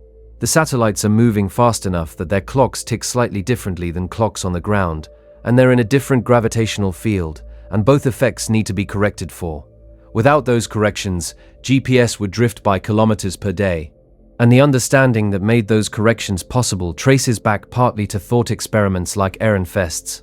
The spinning disk that couldn't be rigid pointed toward a geometry that isn't flat, which pointed toward a theory of gravity as curvature, which eventually produced the equations that keep satellites synchronized with the ground. If the rules of geometry aren't fixed but depend on motion and gravity, what other things we treat as fundamental constants of how space works might turn out to be approximations that hold only at the speeds and scales we're used to. There's one more dimension to the Ehrenfest paradox that doesn't get discussed as often as the geometric aspects. Ehrenfest himself was deeply troubled by foundational questions in physics throughout his career. He had a gift for finding problems at the edges of theories, places where the formalism broke down or produced unexpected results. The spinning disk was one of these, but there were others. He worried publicly and persistently about whether the conceptual foundations of the new physics were coherent, whether the formal machinery was describing something real or just producing numbers that happened to match experiments. These were legitimate concerns. They still are in some areas of physics. And Ehrenfest's willingness to ask them, to point at places where the theory seemed to strain against itself, was part of what made him valuable as a physicist, even if his name is less famous than some of his contemporaries. The paradox he found in 1909 was eventually absorbed into a broader understanding of how special and general relativity relate to each other. But it took years, and it required Einstein to develop an entirely new theory of gravity to do it. The contradiction didn't go away on its own. It got resolved by expanding the framework until the resolution fit naturally inside it. Some contradictions are errors, some are signals. Knowing which kind you're looking at, before you have the larger framework to tell you, is one of the harder skills in any kind of systematic thinking. And there's no general method for telling the difference. You have to sit with the contradiction, keep pulling at it, and see what it reveals. Sometimes what it reveals is a mistake in the setup. Sometimes it reveals a gap in the theory that nobody had noticed before. Ehrenfest was good at finding the latter kind, and the spinning disk was the clearest example. A disk that can't be rigid at high speeds is a strange result for a theory of motion to produce. But strange results, examined carefully, have a way of being more productive than comfortable ones. The Hydrostatic Paradox. Take two containers, fill one of them with water, a tall, thin tube, maybe 2 centimeters across and 3 meters tall. Fill the other one, a wide, shallow tank, 1 meter across and 3 meters tall. Both are filled to the same depth. Both are sitting on a table. Now ask which one is pressing harder on the bottom. Most people say the tank. There's so much more water in it. The weight of all that extra water must be pressing down harder on the base. More water means more weight means more pressure. Seems obvious, but it's wrong. Both containers, at the same depth, exert exactly the same pressure on the bottom. Not approximately the same. Exactly the same. Pressure in a fluid depends only on the depth of the fluid and its density, not on how much water there is, not on the total weight, not on the shape of the container. A thin tube of water 3 meters tall and a vast ocean 3 meters deep press on their bases with identical pressure. Simon Stevin demonstrated this in the late 1500s, and it disturbed people then in much the same way it disturbs people now. He designed a device sometimes called the Hydrostatic Paradox demonstration, a container shaped so that a small weight connected to the base could hold up an enormous column of water, because what mattered was only the depth, not the total volume or weight of the water above. Here's why pressure works this way. Pressure in a fluid acts in all directions simultaneously, not just downward. Water molecules push against each other and against whatever contains them from every angle. At any given depth, a molecule is experiencing pressure from the weight of all the fluid above it. That weight is determined by how deep the molecule is, which is the same regardless of how wide the container is. A molecule sitting 3 meters below the surface in a thin tube has the same weight of water above it as a molecule sitting 3 meters below the surface in a vast lake, because the relevant column is only directly above that molecule, not the entire horizontal expanse of water beside it. The wide, shallow tank has more total water, but most of that water is pressing sideways on the walls of the container, not downward on the base. The extra horizontal volume doesn't contribute to downward pressure at the bottom. Only the vertical depth does. What makes this genuinely counterintuitive is that our everyday intuitions about weight and pressure were built from experiences with solid objects. If you stack more books on a table, the table bears more weight. If you put more bricks in a bag, the bag gets heavier. Weight and quantity track each other reliably with solids, but fluids distribute force through pressure, and pressure propagates in all directions, and that changes everything about how force relates to quantity. Stevin's discovery wasn't just intellectually interesting, it was practically important. Understanding that pressure depends on depth, and not on total volume, is foundational to hydraulic engineering. Designing dams requires knowing that the pressure on the dam wall depends on how deep the water is, not on how wide the reservoir is. Building submarine hulls requires knowing that the crushing pressure at depth is the same regardless of how large or small the body of water is overhead. Designing hydraulic systems, which transmit force through fluids in tubes, requires understanding that you can generate enormous forces from small pumps by thinking carefully about pressure and area rather than about fluid volume. Pascal's principle, which is related to the hydrostatic paradox, says that pressure applied to a confined fluid is transmitted equally in all directions throughout the fluid. This is why hydraulic systems work. A small force applied to a small piston creates a pressure that propagates through a fluid and can push against a large piston with a much greater force. You're not getting something for nothing. The small piston moves a long distance, while the large piston moves a short distance, and the work done is the same. But the force is amplified, and the amplification is made possible by the way pressure behaves in fluids. Hydraulic brakes in cars use this principle. Hydraulic lifts in garages use it. Construction equipment uses it. Medical devices use it. The counterintuitive behavior of pressure in fluids, which Stevin identified in the 16th century as a paradox, became the foundation for a significant portion of modern mechanical engineering. And yet most people, when asked which of two containers exerts more pressure on its base, get the answer wrong. Because the intuition that more water equals more pressure is deeply embedded in how we think about weight and force. and it takes deliberate effort to override it with the correct reasoning about how fluids actually behave. That gap between intuition and correct answer is interesting in itself. We live in a world full of fluids. Our bodies are mostly water. We swim in the ocean, drink from glasses, watch rivers flow. Fluids are not exotic or unfamiliar, and yet the way pressure behaves in them is persistently counterintuitive, even to people who've been told the correct explanation multiple times. Some physical intuitions update easily when corrected. Others don't, even when you understand the reasoning and can reproduce the correct answer on a test. The intuition that more stuff means more pressure seems to be one of the stubborn ones. People who know about the Hydrostatic Paradox intellectually still feel the pull of the wrong answer when the question is presented freshly, which raises a question about how many other places our intuitions about the physical world are persistently wrong in ways that correct explanations don't fully fix. And what does it mean to understand something if the intuition behind it keeps pulling in the wrong direction even after the explanation has landed? There's a version of this paradox that Stevin himself found most striking. He described a container shaped like an irregular vessel, narrow at the bottom, wide in the middle, narrow again at the top, something like an hourglass lying on its side. The base has a small area, but the water above it extends out sideways through the wider middle section before narrowing again. The total weight of water in the container is large because of all that volume in the wide middle section, but the pressure at the base is determined only by the depth of the water above it, which is small. So you can have a container where the total weight of the fluid is large, but the pressure at the base is small. And you can have the reverse, a tall, thin tube where the total weight of water is small, but the pressure at the base is large. Weight and pressure in fluids track completely different things, and in non-obvious shapes they can point in completely opposite directions. Engineers who design non-standard vessels, unusual tanks, irregularly shaped reservoirs, need to internalize this completely. Thinking about total weight will give you the wrong answer. You have to think about pressure, and pressure means depth. Understanding something, in the sense of being able to apply it correctly under pressure, is different from being able to state it.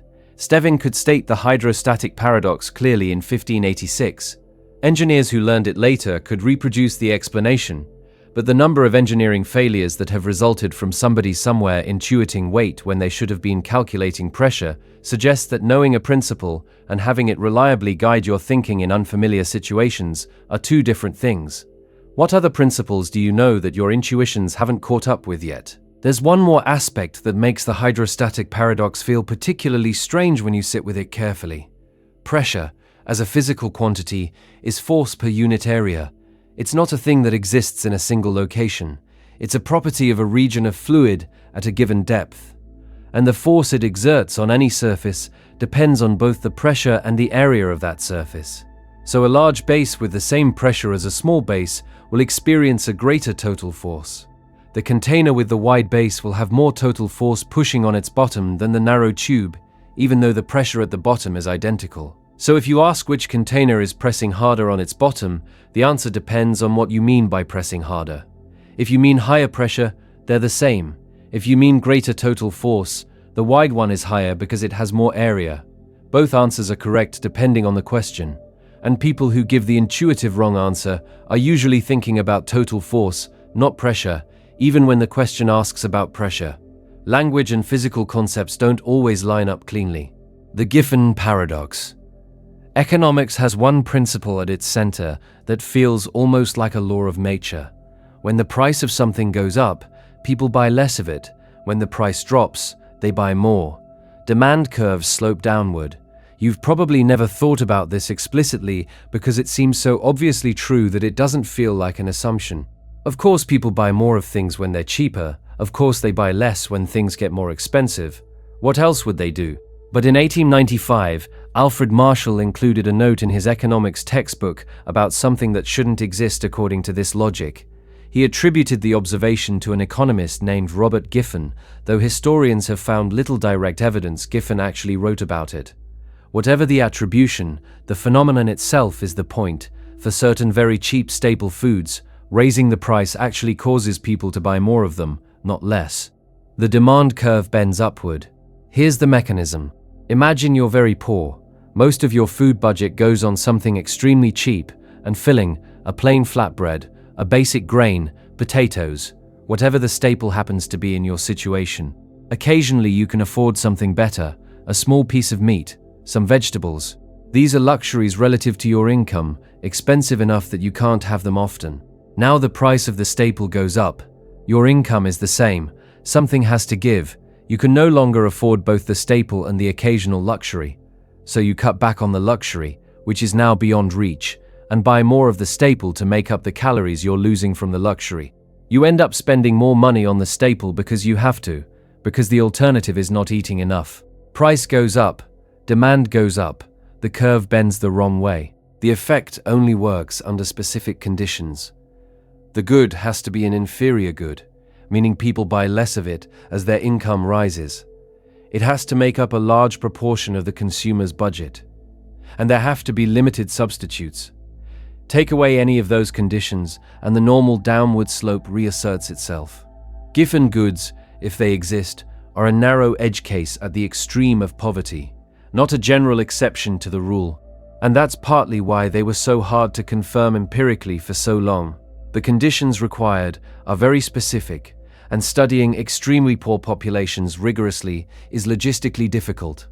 Economists spent much of the 20th century arguing about whether Giffen goods were a theoretical possibility that never actually appeared in real data, or whether they were real but just hard to find. Then, in 2007, economists Robert Jensen and Nolan Miller ran a carefully controlled experiment in rural China. They subsidized the price of rice and noodles for poor households and then removed the subsidies. And for some households, when the price of the staple rose, their consumption of it rose too. Not for everyone, not by large amounts, but the Giffen behavior was there, real and documented, in a modern field experiment. What makes this more than an economic curiosity is what it reveals about how behavior changes at the extremes of constraint. Normal economic assumptions about demand are built on the idea that consumers have some flexibility, that they can adjust their spending across categories when prices shift. When someone has no flexibility, when there's essentially no slack in the budget, the rules that govern behavior under normal conditions can invert. Remove enough options from someone's situation, and their rational responses start looking irrational from the outside. But from inside the situation, the logic is completely clear. If the staple gets more expensive, and you can't afford to eat less of it, you buy more of it and drop everything else. Not because you've made an error, because you've made the only calculation available to you. There's a broader pattern here that extends outside economics. When people are operating at the extreme edge of some constraint, whether it's money or time or cognitive load or emotional capacity, they often make choices that look strange or counterproductive from the outside. The person who's chronically exhausted and stressed often makes decisions that seem to make their situation worse. Not because they're irrational, but because they're operating in conditions where the normal flexibility that good decision-making requires has been squeezed out. The margin is gone. Giffen goods are an economic expression of a more general principle. Rules that describe behavior in conditions of abundance or moderate constraint don't necessarily hold at the extreme, and the extreme is exactly where the stakes are often highest, where the consequences of wrong decisions are most severe, where understanding what's actually happening matters most. Behavioral economics has spent decades documenting the ways that poverty and scarcity impair decision-making by narrowing the mental bandwidth available for careful thought. The Giffen Paradox is a simpler observation. Even perfectly rational decision-making in conditions of extreme poverty can produce outcomes that violate the rules we derived from conditions of moderate plenty, which means that policies designed to help people at the bottom of the economic distribution, if they're based on models built from the behavior of people in the middle, may systematically mispredict what will actually happen. The demand curve really does bend the wrong way sometimes, and bending the wrong way isn't always irrational. What other economic or social rules that we built from observations of average conditions might be quietly inverting at the extremes, where the people who most need us to get the model right are actually living? Jensen and Miller's experiment was notable, not just for confirming the effect, but for demonstrating how to study it. Getting clean data on the purchasing behavior of very poor households requires actually intervening in their economic situation, which raises ethical questions. You're experimenting on people who don't have much margin for error. Getting it wrong has real costs for real people. The researchers worked carefully with communities, used the subsidies in a way that benefited participants, and removed them gradually. But the fact that studying Giffen behavior at all requires these kinds of interventions partly explains why it took so long to move from theoretical possibility to documented reality. After the experiment, Jensen and Miller found that the Giffen behavior, real as it was also fragile. Small changes in the conditions that produced it, slightly higher incomes, slightly more available substitutes, slightly lower budget shares for the staple, tended to make it disappear. It existed at a very specific point in the space of possible conditions, narrow enough that in a larger sample with more variation in household characteristics, it might have averaged out and become invisible. That's a warning about averages in general. An effect that exists at a specific point in a distribution can be invisible at the aggregate level if it's offset by opposite effects elsewhere. Policy based on aggregate data might completely miss it. And the households experiencing Giffen behavior aren't an abstraction. They're specific people in specific circumstances where the normal rules have flipped. Whether or not that shows up in the average, it's happening. What else is happening at the extremes that averages are hiding? One final thing about the Giffen paradox that tends to get overlooked. Marshall included it as a note, a footnote almost, in a textbook published in 1895. He wasn't sure whether it was real. He'd heard about it, attributed it to Giffen, and mentioned it as a possible exception to the general rule. For over a century, that footnote generated arguments without generating much data. Economists debated whether it could exist without being able to prove it did. That's a long time to be in the position of arguing about a theoretical possibility. 100 years of debate about whether a demand curve can bend the wrong way, and the answer, when it finally came in 2007, was yes, but only under very specific conditions and only for a narrow segment of a population, and only with careful experimental design to see it at all. Sometimes the things that take longest to settle aren't the most complex ones. Sometimes they're the ones where the conditions needed to observe the effect are so specific that nobody could set them up properly until the methods caught up. The Giffen paradox existed in the real world long before Jensen and Miller confirmed it. Poor people in 19th century Ireland may well have experienced it during the famine, which is sometimes cited as a historical example, but the data wasn't there to prove it. The methods weren't there to study it, and so the argument went on. Somewhere right now, there are probably other effects sitting in the same limbo. Real enough to happen, too specific or too difficult to observe cleanly, argued about in footnotes until the methods catch up. The Paradox of Suspense. You've seen the film before. You know exactly what happens. You know which character survives and which one doesn't. You know where the twist lands. You know the shot the film ends on. You've seen it twice before, maybe 3 times. And you sit down to watch it again, and during the tense scene in the third act, something in you tightens. Your heart rate goes up a little. You grip the armrest. You feel something that functions like anxiety about an outcome you already know. Why? There's no new information coming. The outcome is fixed. You know it. And yet the suspense is real. Not performed, not nostalgic, not ironic. Actually real, in the sense that it produces the same kind of physical and emotional response that genuine uncertainty produces.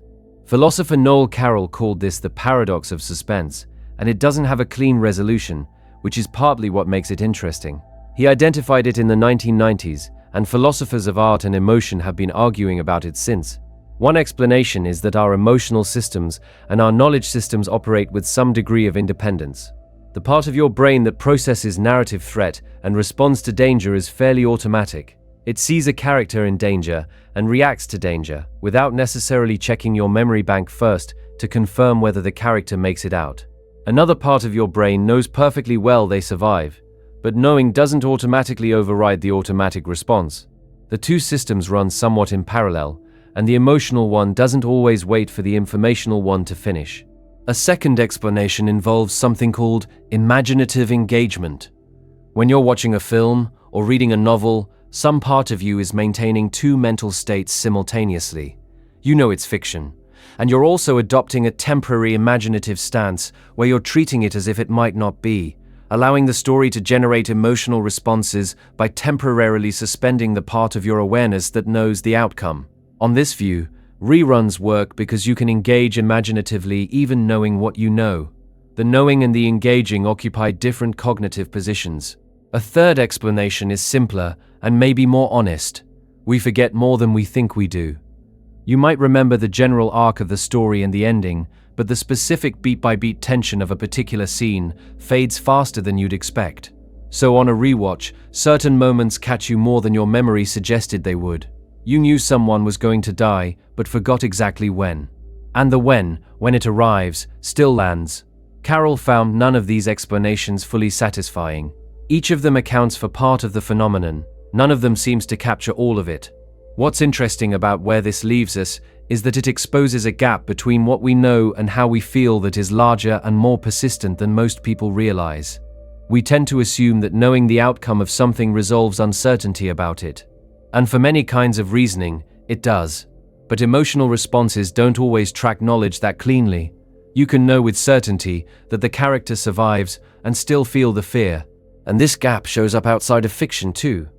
People who know objectively that they're safe still feel fear in situations that pattern match to danger. People who know that a relationship ended for good reasons still feel grief. People who understand intellectually that a past embarrassment isn't still being observed by anyone still cringe thinking about it. The emotional system was not designed to be overridden by declarative knowledge about outcomes. It's responding to something more immediate, more sensory, more pattern-based than the knowledge that says it's okay. Horror films exploit this deliberately. A skilled horror director knows that the audience expects the jump scare. The genre is old enough that the patterns are well understood, and yet the jump scare still works. The knowledge that it's coming, even if you've seen the film before, doesn't prevent the startle response. Because the startle response isn't under voluntary control. Knowing doesn't help. Mystery writers and thriller authors work hard to maintain suspense even on a reread, and the good ones largely succeed. Not by hiding information that the reader already has, but by constructing scenes with enough moment-by-moment texture and tension that the experience of moving through them generates something like suspense even when the destination is known. The path matters as much as the endpoint, which suggests something about why stories matter at all, independent of whether we know how they turn out. A good story isn't primarily an information delivery mechanism. If it were, you'd read it once and the experience would be complete. But people reread books they love, rewatch films, revisit stories that meant something to them. And they don't do this purely for nostalgia or comfort. They do it because the experience of moving through the story, the texture of it, is itself the thing. The suspense on the rewatch is part of that texture. Carroll's Paradox points at something real about how we experience narrative time. Moving through a story is different from knowing its outcome. And the emotional responses generated by moving through it are different from the responses generated by knowing. Both can coexist without contradiction because they're not the same kind of thing. If knowing the outcome doesn't dissolve the experience of moving toward it, what does that say about how much of what we call certainty actually changes how things feel from the inside? There's something about the paradox of suspense that also speaks to how we relate to our own futures. We know, in a general way, that bad things will happen to us. We'll lose people we love. We'll experience failure and disappointment and probably some version of the things we fear. We know this intellectually. And yet we don't feel that certainty the way we feel uncertainty about the specific event when it's close. The general knowledge that loss is coming doesn't produce grief in the way that actually losing something does. The two are not equivalent experiences, even though one is a subset of the other, which is probably a feature, not a flaw. Living in full emotional anticipation of every eventual loss would be intolerable. The emotional system discounts the future and responds to the immediate. Knowing the general shape of a life doesn't feel like living it. Moving through it does. Carroll was specifically interested in fiction, in why stories affect us the way they do. But the paradox points at something more general about the relationship between knowledge and feeling that runs through every aspect of experience, fictional and otherwise. Knowing something and feeling the emotional weight of it are different things. Sometimes they align, sometimes they don't. And the misalignment persists even when the knowledge is complete and certain. The character in the film is definitely going to survive. You know it. And when the knife appears, you still tighten. That gap between knowing and feeling is where most of the interesting things about being human seem to happen. What would it be like to watch the same scene if you had actually managed to stop feeling it? Would that be a gain or a loss? One more thing about suspense specifically. Carroll noted that the paradox is clearest with suspense, but it extends to other emotions too. Sadness at the death of a fictional character you know is coming. Fear during a horror scene you've seen before. Even comedy works this way to some degree. A joke you've heard before can still make you laugh, even when you know the punchline. The setup produces the same anticipatory build, even when the destination is known. But suspense is the clearest case because suspense is, by definition, uncertainty about outcome. It should dissolve entirely in the absence of genuine uncertainty. The fact that it doesn't, that reruns produce something functionally indistinguishable from first viewing suspense in many people, is what makes it philosophically sharp. Carroll proposed various solutions over the years. None of them fully resolved the paradox to everyone's satisfaction. Some philosophers think the paradox dissolves if you describe the emotional state precisely enough. Others think it's a genuine anomaly that reveals something deep about how emotions work. The disagreement has been productive. Thinking carefully about suspense on reruns has generated significant work on the nature of emotion, imagination, and what it means to know something. And the next time you grip the armrest during a scene you've seen before, you're demonstrating that the paradox is real, whatever the explanation turns out to be. The paradox of forgiveness. Someone wrongs you.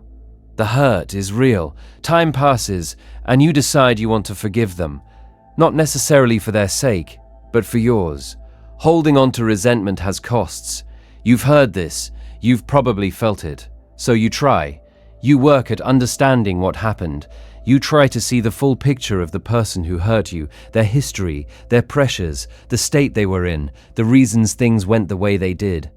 And here's where something strange happens. The more fully you understand someone, the more their behavior starts to make sense. Not excusable, necessarily, but comprehensible. Of course they did that, given who they are and what they were carrying, and how they'd been shaped. You understand why, and the why fits. And when the behavior makes complete sense within the logic of who the person is, the sense of moral wrongness that you were trying to forgive starts to thin. So the closer you get to true forgiveness, the less there seems to be to forgive. And if you stop before you reach that point, if you forgive incompletely, without the understanding, then you haven't really forgiven. You've just decided to stop talking about it. You're still carrying something. The resentment might be quieter, but it's still there, waiting. Jacques Derrida argued that true forgiveness can only exist for the unforgivable. Forgivable things don't really need forgiveness. They just need time and a bit of grace. A small unkindness, a moment of thoughtlessness, a failure of consideration, these things soften on their own. What genuinely requires forgiveness is something more serious, something that crossed a real line. But those are precisely the things that resist understanding, that resist the kind of comprehension that makes forgiveness feel complete.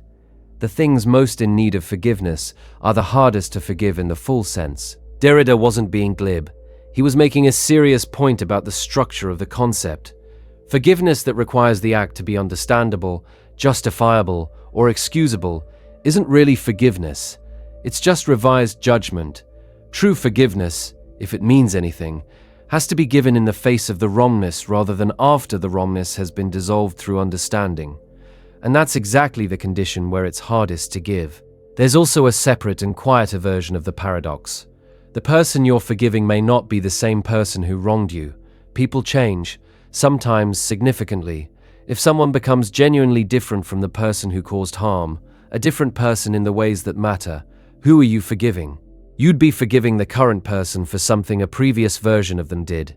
And if the current person has already changed, maybe they've done some of the work of forgiveness themselves, internally. Maybe the person who needs forgiving barely exists anymore. But the harm was done to you by someone, and you still carry it. Even if that specific person is gone in any meaningful sense, the wound persists in you. So you end up forgiving a ghost while trying to heal something real. Philosophers who've written carefully about forgiveness often distinguish between different things the word can mean. There's forgiveness as a change in how you feel towards someone, the resentment fading or lifting. There's forgiveness as a decision, a choice to no longer hold the act against the person, independent of feeling. There's forgiveness as a restoration of relationship, reopening what was closed. And there's forgiveness as something you do primarily for yourself, to release a weight rather than to do anything for the other person. These don't always happen together. You can decide to forgive someone and still feel resentment. You can feel the resentment lift without making any decision about it. You can restore a relationship without having worked through your feelings about what happened. And you can do the internal work of releasing the weight without the other person ever knowing you did it. Which version of forgiveness is the real one? And does the answer change depending on the situation? Some traditions of thought hold that forgiveness requires repentance from the one who caused the harm. You can't fully forgive someone who hasn't acknowledged the wrong and asked to be forgiven. On this view, what looks like forgiveness extended to an unrepentant person is actually something else. A letting go, a release, a form of acceptance, but not forgiveness in the full sense. Forgiveness is a transaction that requires both parties. Other traditions hold that forgiveness is entirely internal. You can forgive someone who will never know you did it, who has died, who will never repent or even acknowledge what happened. The forgiveness is something you do in yourself, a reorientation toward the past that doesn't require anything from the other person. Both of these positions have force, and they lead to very different practices and very different relationships with the concept. What makes the paradox genuinely difficult is that most of us, when we try to forgive, are working with an unclear mix of these ideas. We want to feel better. We want to stop carrying the weight. We want to think well of ourselves as people who can extend grace. And sometimes we want the relationship repaired. These goals don't always point in the same direction, and the word forgiveness gets applied to all of them. Trying to forgive someone while expecting the act to resolve all of these goals at once is asking a lot of a single word. Whether you've actually forgiven someone is harder to verify than it looks. The feeling of having forgiven can be a performance to yourself as much as to anyone else. And the question of whether true forgiveness is even possible given the paradoxes embedded in its structure is one that most people who've tried seriously to forgive have probably felt the pressure of at some point. What would it mean to forgive something completely? Not just to have decided to, not just to feel better, but to have genuinely released the weight of it while still being honest about what it was. There's one more dimension to this worth mentioning. Forgiveness is often framed as something you give to someone else, but the evidence from psychology suggests that the primary beneficiary of forgiveness is usually the person doing the forgiving, not the person being forgiven. Carrying resentment has measurable costs: elevated stress hormones, increased risk of cardiovascular problems, disrupted sleep, impaired concentration. People who report having forgiven past wrongs tend to score better on various health metrics than people who report still carrying resentment. This creates a strange situation.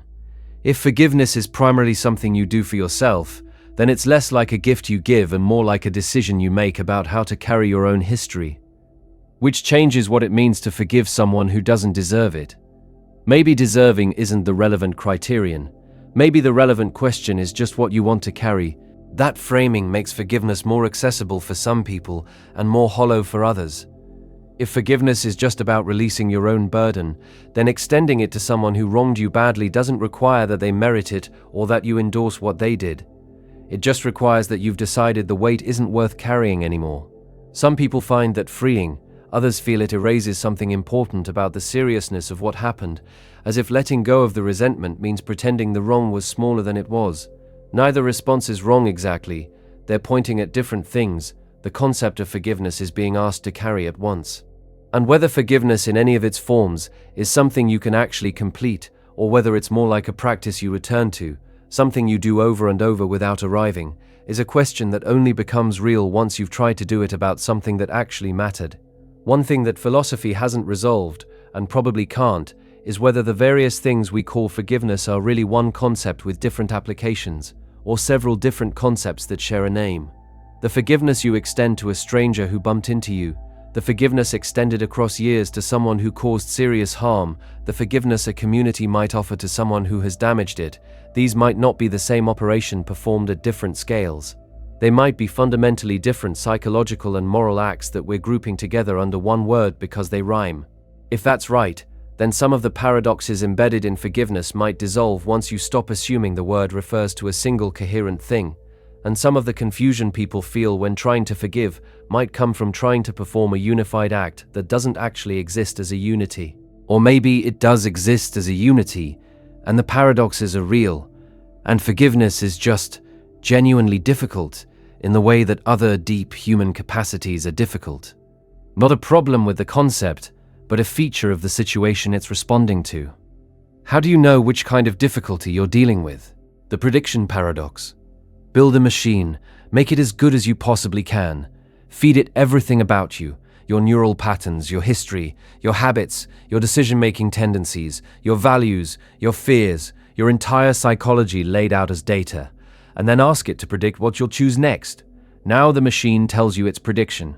And here's where the problem begins. You know what it predicts, which means you can choose to do something different just to prove it wrong. But if the machine is accurate enough, it predicted that you would try to prove it wrong and built that into its prediction. So maybe it predicted you'd defy it, and now you want to go along with its original prediction to surprise it, which it might have predicted too, and so on, cycling indefinitely. There's no stable point. Knowing the prediction changes the prediction. A perfect predictor that's also visible to the person being predicted cannot remain perfect. The moment you tell someone what they're going to do, you change what they're going to do. Transparency destroys accuracy.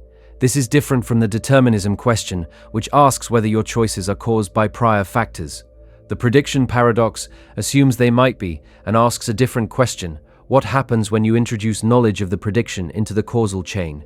Even in a fully deterministic universe, inserting the prediction into the environment creates a new causal factor that wasn't there before, and that new factor changes the outcome. The physicist Niels Bohr noticed something similar in quantum mechanics. The act of measuring a system changes the system. Observation is not passive. In the quantum domain, this is physical. The measuring instrument necessarily interacts with what it's measuring. In the prediction paradox, the interaction is cognitive. Knowing the prediction necessarily changes the decider. Social scientists have a version of this they call the observer effect in research. When you study human behavior by observing it, the act of observation changes the behavior being observed. People act differently when they know they're being watched. Any measurement of human behavior that involves the humans knowing they're being measured is contaminated by that knowledge.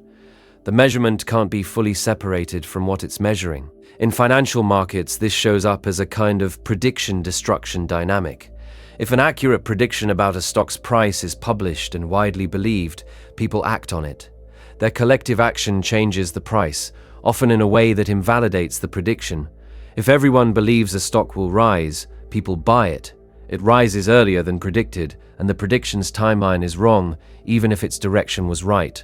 Or, the buying drives the price so high that a subsequent correction makes the overall trajectory wrong. The accurate prediction created a self-fulfilling prophecy, or a self-defeating one, depending on the dynamics. Economist George Soros described this as reflexivity. The relationship between what investors believe and what markets do isn't one-directional. Beliefs about the market affect market behavior. Market behavior affects beliefs. The two influence each other in a feedback loop that makes markets fundamentally different from physical systems where the observer and the observed don't interact. Political polling has the same problem.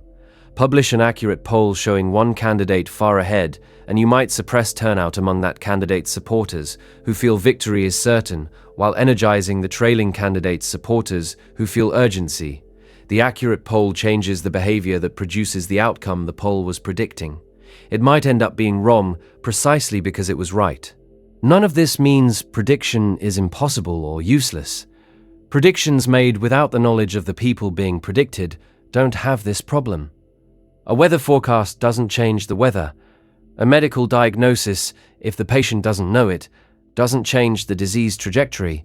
The prediction paradox is specifically about self-aware systems that can incorporate knowledge of predictions into their subsequent behavior.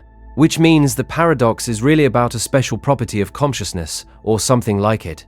A thermostat doesn't have this problem. You can predict perfectly what a thermostat will do because the thermostat can't update its behavior based on knowing the prediction. A chess engine doesn't have it either, even though a chess engine is very smart, because a chess engine isn't trying to confound your model of it. Only systems that are actively modeling themselves, that can ask, what do I do knowing that this prediction has been made, run into the feedback loop. That self-modeling capacity is unusual. Most of the physical world doesn't have it. Animals have it to some degree. Humans have it extensively. And it creates this strange property where the most accurate predictions, delivered to the person being predicted, generate their own inaccuracy. There's something almost poetic about that. The smarter the predictor, and the more self-aware the person being predicted, the more likely the prediction is to undermine itself. Prediction and privacy are linked in a way that isn't obvious. A prediction only remains accurate if the subject doesn't know it. The moment the subject knows, they can participate in determining whether it comes true. Some philosophers have used this to argue for a kind of free will that's compatible with determinism. Even if your choices are fully caused by prior factors, the ability to incorporate knowledge of predictions into your decision-making gives you a real form of agency that non-self-aware systems lack. You can respond to models of yourself. You can update in light of what those models say. And that responsiveness, even if it's itself determined, is meaningfully different from not having it. Others find that unsatisfying. If the response to the prediction is itself predictable, you're still following a path that was laid out before you walked it.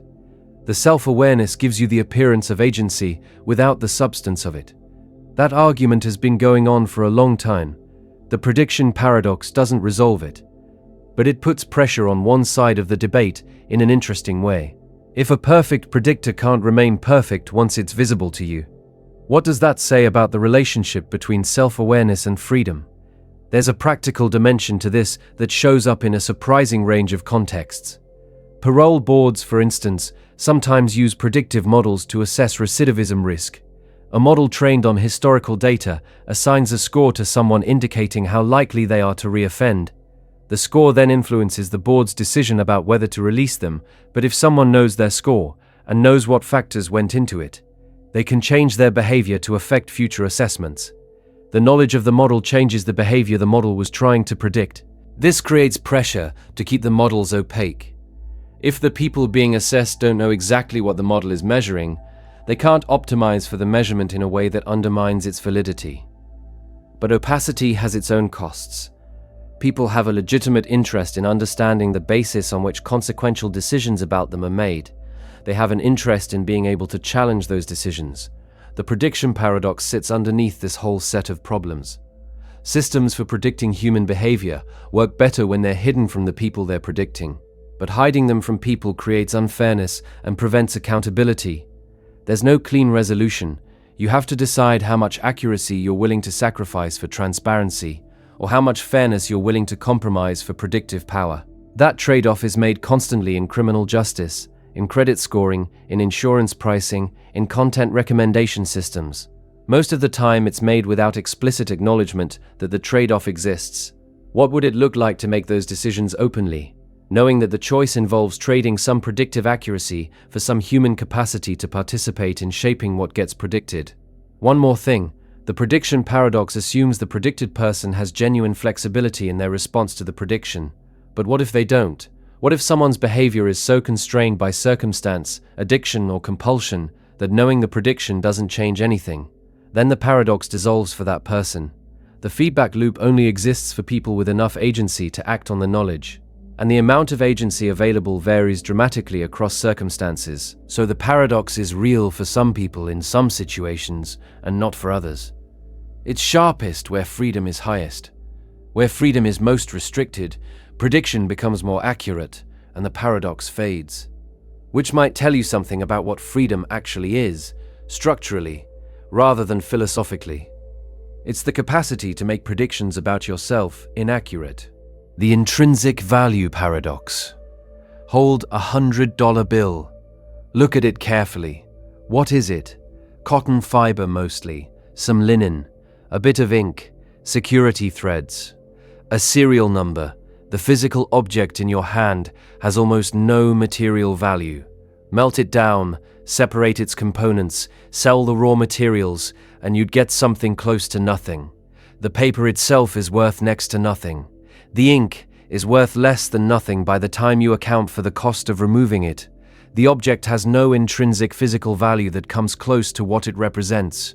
and yet you can take it to almost any establishment in most countries and exchange it for $100 worth of food, medicine, fuel, or labor. Real things that sustain life. How does a piece of nearly worthless paper command real things that people worked hard to produce? The answer everyone knows but rarely examines is, because we all agree to act as if it does. Money works because of collective belief. $100 bill is worth $100 because enough people accept it as worth $100, which makes other people accept it, which makes other people accept it. In a loop that has been running long enough to feel like it was always there. But notice what this means. One of the most powerful forces in human civilization, the monetary system that organizes virtually all economic activity on the planet, is running on a collectively maintained fiction, not a lie, because everyone knows on some level that paper money isn't intrinsically valuable, but a shared agreement to behave as if something is true, which makes it functionally true, even though it isn't literally true. John Searle, the philosopher, distinguished between brute facts and social facts. Brute facts are true independent of what anyone thinks. The mountain is there whether you believe in it or not. Social facts are true because of collective agreement and behavior. A particular piece of paper is money because we treat it as money. A particular person is president because we treat them as president. A particular piece of land has a particular owner because we maintain records and agreements that make it so. Social facts are real. They have real causal power, but they depend on collective belief in a way that brute facts don't. Most of what humans care about most intensely falls into the category of social facts. Money, property, status, law, marriage, nations, corporations, all of these exist and have enormous power, but their existence is constituted by collective belief and practice rather than by physical properties. And that means they're fragile in a way that mountains and rivers aren't. Their power can evaporate if the collective belief that sustains them erodes. This happened with currencies throughout history. A currency that loses collective confidence loses its value rapidly. What was worth something yesterday is worth less today, not because anything physical changed, but because fewer people are acting as if it's worth something. Hyperinflations work this way. Once enough people stop trusting the currency, the trust that held its value together collapses, and the speed of collapse accelerates because declining trust is itself a signal that reduces trust further. The fiction sustains itself until it doesn't, and when it stops fast. What's strange about knowing this is how little it changes anything. You can fully understand that a $100 bill is a piece of paper sustained by collective agreement, and then use it to buy groceries, because the collective agreement is robust enough to survive individual understanding of its own nature. The fiction is self-sustaining at scale, because enough people are participating that your skepticism doesn't dent it. You'd need to persuade an enormous number of people simultaneously to opt out of the agreement before your skepticism would have any effect. And opting out is costly, because everyone else is still using the system. So you're trapped, in a gentle way, inside a system you can see through. You know what money actually is, and you use it anyway, because the alternative is to refuse to participate in the coordination mechanism that organizes virtually all exchange of goods and services, and that's not a viable option in most circumstances. This gentle trap is everywhere, not just in money. Status hierarchies work the same way. They're social facts, constituted by collective belief and practice. Someone has high status because enough people treat them as having high status, which makes other people treat them that way, which reinforces the first group's behavior. You can see this, understand it, and still feel the pull of status, because the social fact of it is real, even if its foundations are constructed. Institutions work this way too. A university has the authority to grant degrees because enough people believe it does, and because enough employers treat those degrees as meaningful, and because that treatment makes the degrees meaningful in practice. The authority isn't derived from any physical property of the institution. It's derived from the network of beliefs and practices that sustain it. Understanding this doesn't dissolve the authority. The degree still gets you the job. Philosopher Yuval Noah Harari built an entire argument around this point. What makes humans uniquely powerful as a species, he argued, isn't intelligence or language in themselves, but the ability to coordinate in large numbers around shared fictions, Money, religion, corporations, nations, all of them are fictional entities that have real effects because enough humans believe in them and act accordingly. Ants can coordinate in millions, but only around behaviors encoded in their biology. Humans can coordinate in billions around ideas that don't exist anywhere except in minds and the records minds create. That capacity is what built cities and empires and global trade networks and scientific institutions, and it's what makes all of those things fragile in a specific way that anthills aren't. An anthill doesn't collapse if the ants stop believing in it. A currency can collapse in months. The intrinsic value paradox at its core is asking, what is real? If something has enormous causal power, if it shapes the entire structure of how humans live, if it's necessary for survival in most modern contexts, but its existence depends entirely on collective belief rather than physical properties, what category does it belong to? Is it real or not? And if the answer is it's real but it's constructed, what does that say about the permanence of the systems we've built our lives inside? What would happen to value if the belief that sustains it faltered? Not collapsed, just faltered. How much of what we consider solid ground is actually sustained by agreement that we haven't been asked to renew in a very long time? There's a version of this paradox that applies to price specifically, separate from value. The price of almost anything is a social fact of the same kind. A house is worth what someone is willing to pay for it, not what it costs to build, not what it would cost to replace, not any intrinsic property of the structure. What someone believes enough other people believe it's worth, that they'd be willing to pay approximately that amount. Housing markets illustrate this clearly. In some cities, modest houses sell for extraordinary prices, not because the physical structure is extraordinary, but because enough buyers believe there are enough other buyers willing to pay that price, that it makes sense to pay it preemptively.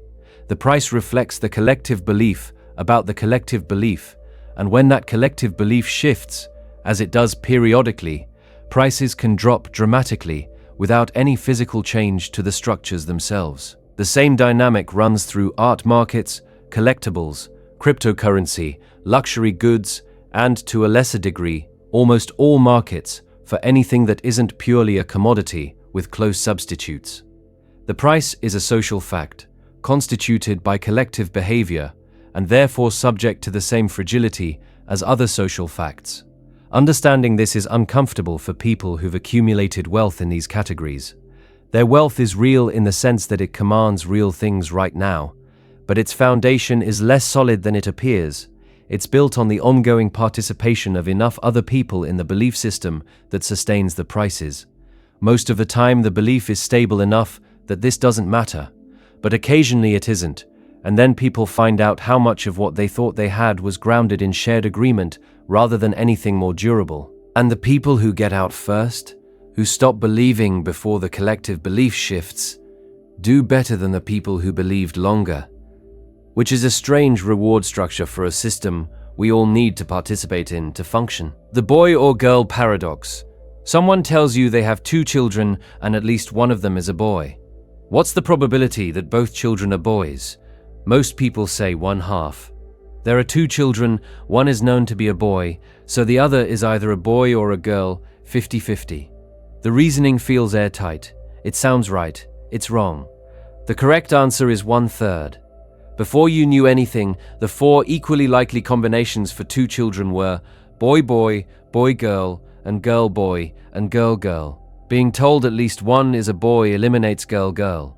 3 combinations remain boy-boy, boy-girl, and girl-boy. Only one of those 3 is boy-boy, so the probability is 1/3, not 1/2. The 1/2 answer feels right because it seems like you're being asked about the unknown child. And if you were being asked about one child in isolation, 50-50 would be correct. But you're not being asked about one child, you're being asked about both children together, given a piece of information about the pair. That's a different question, and it has a different answer. Now here's where it gets genuinely strange. Suppose the same person tells you they have 2 children, and at least one is a boy born on a Tuesday. Does adding the Tuesday change anything? Intuitively, no. Whether the boy was born on a Tuesday seems completely irrelevant to the question of how many boys there are. What day of the week a child was born on can't possibly affect the probability distribution over whether the second child is a boy. This feels like adding noise to a signal. But it does change the answer. Adding the Tuesday information changes the probability from 1/3 to 13 out of 27. The reason is subtle enough that even mathematicians argue about the correct interpretation. When you add the Tuesday specification, you're changing the probability space of possible scenarios in a way that shifts the ratio of boy-boy outcomes to all compatible outcomes. The more specific the description of the known boy, the more the probability of both being boys shifts toward 1/2 without quite reaching it. Mathematician Gary Fitch presented the Tuesday version at a math conference in 2010 and sparked a significant controversy. Some mathematicians agreed the answer was 13/27. Others argued the problem was ambiguous and that different reasonable interpretations yielded different answers. A third group thought the Tuesday information was genuinely irrelevant and the answer should still be 1/3. The disagreement wasn't about arithmetic. Everyone agreed on how to calculate probabilities given a clearly defined problem. The disagreement was about how to interpret the problem. What exactly does it mean to be told at least one is a boy born on a Tuesday? Did someone look at both children and report this information? Or did someone pick one child at random and describe them? Or did someone apply some other selection process? The answer depends on the process, and the process is ambiguous in the problem's natural language framing. This is the deeper issue the paradox is pointing at. Probability isn't just a property of situations, it's a property of situations plus the information you have about them, plus the process by which that information was acquired. Change any of those, and the probability changes, and natural language descriptions of probabilistic situations often leave the information acquisition process ambiguous in ways that make multiple interpretations defensible. The original version, without the Tuesday, also has this issue, though it's less obvious. When someone tells you at least one child is a boy, how did they decide to tell you that? If they looked at both children and randomly chose one piece of true information to share, the probability that both are boys is actually 1/2. If they looked at both children and chose to mention the boy specifically, the probability is 1/3. The answer depends on the telling protocol. Most people don't think about this when they encounter probability problems. They assume the information arrived neutrally and objectively, without a process behind it that could affect what they should conclude. But information is always acquired through some process, and the process matters. This has practical consequences outside of puzzles. Medical testing involves the same structure. If a test comes back positive for a disease, the probability that you actually have the disease depends not just on the test's accuracy, but on how you came to be tested. If you were tested because you had symptoms, the probability is higher than if you were tested in a routine screening of the general population. The positive result is the same. The process that led to the test changes what the result means. Forensic evidence has the same issue. The meaning of a match between evidence at a crime scene and a suspect's profile depends on how the suspect came to be considered. If the suspect was identified through the DNA database and then tested, the probability implications are different than if the suspect was already under investigation for other reasons. Same match, different meaning, depending on the process that produced the comparison. Legal systems have struggled with this. Prosecutors and defense attorneys often talk past each other because they're applying different probability frameworks without making the frameworks explicit. Juries aren't trained to think about information acquisition processes, and the natural language framing of evidence often obscures the probabilistic structure underneath.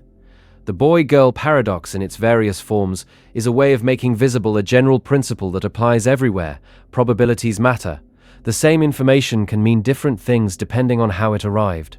And that principle is systematically underappreciated in most contexts where probability is used to make consequential decisions. If two people receive the same information but acquired it through different processes, and they reach different probability estimates as a result, which one is right? And how would you know? There's a broader lesson buried in the boy-girl paradox that extends past probability into epistemology more generally. Our intuitions about what information is relevant and what can be safely ignored are unreliable. The Tuesday detail feels irrelevant. It's not. The telling protocol feels like background context. It isn't. The things that feel like they shouldn't matter, that feel like they can be set aside without affecting the answer, sometimes turn out to be exactly the things that matter most. This is partly because human intuition was calibrated for situations where information arrived through one primary channel, direct sensory experience. When you see a bird, you know a bird is there because you looked and observed it. The process is simple and largely irrelevant to the interpretation. But in complex modern environments where information comes through chains of intermediaries, selection processes, filtering mechanisms, and communications with various purposes, the process matters enormously, and our intuitions don't account for it. Bayesian reasoning, the formal framework for updating beliefs in light of evidence, requires you to think explicitly about where your evidence came from and what process produced it. Most people don't reason this way naturally, and most institutions don't build the explicit process tracking that Bayesian reasoning requires. So decisions that should be probability sensitive are made on intuitions that don't account for how the information arrived. The boy-girl paradox is a simple enough case to work through completely. Messier real-world situations aren't, but the principle is the same. Same evidence, different process, different conclusion. And not knowing the process leaves you unable to know how to update correctly. How often do you know the process by which information you're using to make decisions actually arrived? And how often do you assume it doesn't matter when it does? One more thing about the Tuesday version that's worth sitting with. The fact that adding a seemingly irrelevant detail changes the probability is unsettling not just mathematically, but practically. It suggests that what you're told and how specifically you're told it affects what you should believe, even when the additional specificity seems disconnected from the question. That has implications for how we interpret testimony, evidence, and descriptions of situations. Someone who describes a situation vaguely leaves you in a different probability space than someone who describes it in detail, even if the details themselves seem unrelated to what you're trying to figure out. The level of specificity is itself informative, and people, consciously or not, adjust the specificity of what they say based on what they're trying to communicate. So paying attention not just to what someone says, but to how specifically they say it, what details they include and what they leave out, is a real skill with real epistemic value. The detail that seems irrelevant might be exactly the thing that tells you most about what's actually going on. The boy born on a Tuesday knows more than he appears to. The Green Eyes Paradox. On a remote island, there's a group of people who have lived together for a long time. Some of them have blue eyes, some have green eyes. Every person can see the color of everyone else's eyes perfectly well. None of them can see their own eyes. And there's a rule on the island: anyone who figures out their own eye color must leave the next morning. Nobody talks about eye color. There's a strict social prohibition against it. So even though everyone can see that some people have green eyes, nobody says it and nobody leaves. The knowledge is present but inert. Then a visitor arrives. The visitor looks around at the assembled group and says, publicly, in front of everyone at once, "At least one of you has green eyes." Everyone already knew this. You could see it. Nothing new was apparently communicated. The visitor said something that was already obvious to everyone present, and yet after the visitor speaks, the green-eyed people all leave the island, not the next morning, but after a specific number of days equal to the number of green-eyed people. If there are 20 green-eyed people on the island, they all leave on the 20th morning after the visitor speaks. If there are 3, they all leave on the 3rd morning, and if there's only 1, that person leaves the very next morning. The question is, why? What did the visitor actually add? And why does the timeline depend on the number of green-eyed people? Let's build up from the simple case. Suppose there's exactly 1 green-eyed person on the island. That person can see that no one else has green eyes. So when the visitor says at least one of you has green eyes, this is new information to the green-eyed person. They now know they must be the one. They leave the next morning. Now suppose there are 2 green-eyed people. Call them A and B. Before the visitor speaks, A can see that B has green eyes. A doesn't know whether A has green eyes. B can see that A has green eyes. B doesn't know whether B has green eyes. Each of them knows there's at least 1 green-eyed person. So the visitor's statement seems to add nothing. But here's what changes. Before the visitor speaks, A doesn't know what B knows about the situation. A doesn't know whether B knows about the situation. A doesn't know whether B knows that someone has green eyes. For all A knows, B might have been looking only at blue-eyed people and might believe there are 0 green-eyed people on the island. After the visitor speaks publicly, A knows that B heard the announcement. A now knows that B knows that someone has green eyes. And B knows the same thing about A. On the first morning, neither A nor B leaves. That tells A something. If B were the only green-eyed person, B would have left this morning. So B must also be looking at someone with green eyes. A looks around. There's only one person A can see with green eyes, and that's B. So if B is looking at someone with green eyes other than A, there must be a second green-eyed person, which means A must have green eyes. A and B both reach this conclusion simultaneously on day 2. Both leave. The same logic chain extends to any number of green-eyed people. With 20, on the first morning none of them leave. Surviving the first morning is information that updates each of them, which updates the information they can infer, which takes 19 more days of this inference chain before all 20 simultaneously conclude they have green eyes and leave on day 20. What the visitor added was not information about whether anyone had green eyes. Everyone already knew that. What the visitor added was what logicians and game theorists call common knowledge. Before the visitor spoke, the fact that someone had green eyes was known by everyone individually. After the visitor spoke, everyone knew it, and everyone knew that everyone knew it, and everyone knew that everyone knew it, and so on to any depth. That's different from everyone simply knowing it privately. The distinction between everyone knowing something and it being common knowledge sounds like a technicality, and in everyday language we often use them interchangeably. But the island example shows they're genuinely different things with genuinely different consequences. The privately known fact was inert for however long the island had been operating. The common knowledge fact triggered an inexorable departure sequence. This matters outside of logic puzzles. Markets can fail to move on information that all participants privately possess, because no participant knows that others have it. The moment the information becomes public, commonly known, the market adjusts. The same information, held privately and then publicly, has different effects. Publishing a secret that everyone suspected doesn't just confirm what people thought. It transforms privately held suspicions into common knowledge, which changes what each person can assume about what others will do, which changes behavior. Political revolutions sometimes have this structure. A regime's weakness might be apparent to many people privately, but privately knowing the regime is weak, without knowing that others also know, keeps everyone cautious. Each person fears being the first to act. If a public event makes it commonly known that the weakness is widely recognized, the calculus changes. Everyone can now act on the assumption that others will act too, and the coordination problem that kept the regime in place dissolves. Sociologist Timur Karan called this preference falsification and pluralistic ignorance. People publicly express support for a system while privately opposing it, because they don't know others privately oppose it too. When some event makes private opposition publicly known, the cascade can be very fast.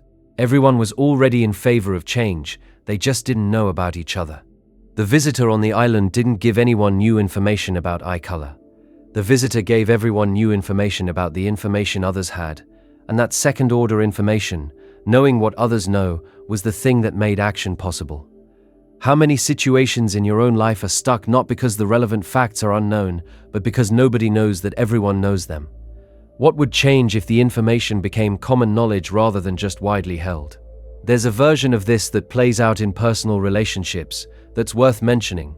Two people in a relationship might both privately feel that something has gone wrong, that the relationship is struggling, that a conversation needs to happen. Each person knows their own feelings. Each person suspects the other feels something too, but neither knows for certain that the other knows that they both feel it, and so neither initiates the conversation. If one person says something, makes it explicit, they've transformed private suspicion into common knowledge. Now both people know that both people know. The situation changes. Not necessarily for the better, but it changes. The mutual knowing that they knew created a stability that the explicit acknowledgement disrupts. Common knowledge doesn't just enable action, it also locks things in. Once something is common knowledge, it's harder to ignore than when it was merely privately known.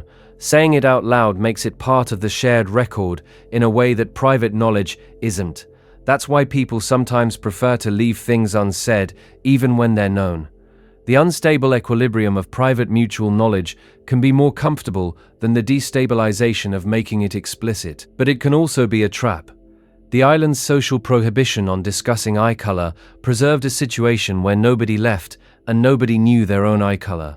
The prohibition was presumably designed for some purpose, but it came at the cost of everyone being stuck in ignorance about themselves. Institutions have analogous prohibitions. Topics that aren't discussed, problems that aren't named, situations that everyone knows about and nobody mentions. The prohibition on naming them functions like the island's prohibition on discussing eye color. It prevents the transformation of private knowledge into common knowledge, and thereby prevents whatever that common knowledge would trigger. Sometimes what it would trigger is painful or disruptive, and the prohibition serves a purpose. Sometimes what it would trigger is necessary, and the prohibition is just preventing it from happening.